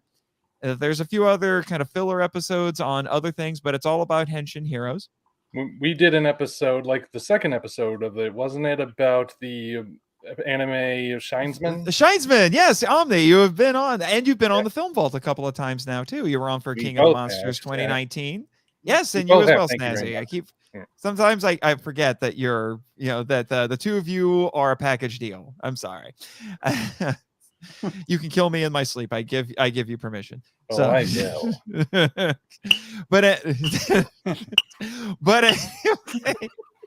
But anyway, yes. So if Henshin heroes are your thing, give that a try. And then Michael will kill me if I don't bring this up. I am also co-host. I am also the co-host of The Power Trip, a journey through the Power Rangers franchise, which is both Henshin Men and The Power Trip are part of the Kaiju Ramen Podcast Network. And in that one, Michael and I are going through season by season the entire Power Rangers franchise. We just put out what's our latest one? SPD. So, and our next one will be, if you go in order, will be Mystic Force, which we just recorded yesterday. So, and each episode, don't be intimidated. I know they're long, but it's very in depth because we're covering entire seasons of television. So there's a lot to cover. But I have been told by our listeners, we are allowed to go as long as we want, and we are never boring. So, just be prepared to set aside 3 to 4 hours. Yes, because Kim, you have been on the show. You were on for Dino Thunder. Indeed, I was. Yes, it was. That's good. Yes, it was wonderful. Yes, quite. Yes, quite. And Danny, weirdly, this should tell you how good the show is, how good the Power Trip is. Danny listens sometimes to every episode multiple times, and he's not a Power Ranger fan. Well, I'm not a Power Ranger fan. It's not something I'm an expert on by any stretch. I didn't grow up with Power Rangers to the extent that you and Michael and Kim. Well, no, it's really more Michael than it is me. But I didn't have that thing constantly. I watched a little Lightspeed Rescue when I was a kid, but I didn't really follow through on it. I've seen a lot more Sentai than I have Rangers. And so I'm learning a lot listening to this show, stuff that I never knew about Power Rangers. And it's all hopefully leading up to my own Power Trip, because for years I've been meaning to start at MMPR and just watch the whole thing finally. I'm not avoiding it. It's something I desperately want to do. It's just it's a bit of a can of worms. Yeah, it is. But one of the things that Michael and I have been endeavoring to do with this is that we're not like most Ranger podcasts where if they go through it by episode and they're just like, well, that was a cool sword. That was a cool fight. No, we're actually taking this stuff seriously and talking about, as Noah's as weird as this sounds, okay, here, Danny, check off your bingo. I'm using my master's degree in English. Boom, right there. That's a full bingo. Yay! To talk about how, as campy as these shows often are, they're using a lot of very interesting literary devices and tapping into some very kind of classic, sometimes primordial things, because these are superhero stories, and those superhero stories are derived from things like ancient myths and all of that. So that's part of what you're going to get to hear. The heart of every episode is having a thematic discussion, which you remember, Kim, being on the show. We talked about legacy actually with Dino Thunder, because that's a big thing in Dino Thunder, with Tommy coming back and mentoring this young new team of Rangers when he used to be a Ranger himself. So like I said, it's been a massive hit, surprising hit. I'm not sure Michael and I quite anticipated how popular it was going to be. So it's probably the biggest surprise one of the biggest surprises, I should say, in my podcasting life. But I'm done. All right. Thank you guys for coming on to my show. Looking forward to G-FEST next week. And to you watching at home, thank you so much for taking 2.5 hours. Can't speak. Words are hard. It's getting late. 2.5 hours out of your time to hang out with me and my fantastic guests. Don't forget to subscribe to this channel if you haven't already. Like the stream if you had a good time here tonight. And be sure to tune in next stream. What next? Yes, quite. There it is. God. It's a good thing we didn't do a drinking game. It's a very good thing. We would all be passed out. Yes. All right. Quite. I'm sorry, Kasaibo, that it was so long. You can go to bed now. The long Kim. It has been the long Kim. That's my favorite Philip Marlowe novel. Very good. All right, guys. All right, you guys in the chat. I hope to see some of you at G-Fest. Feel free to come say hi. Be warned, I am socially awkward. Don't take it personally. All right. See you guys next time. Bye.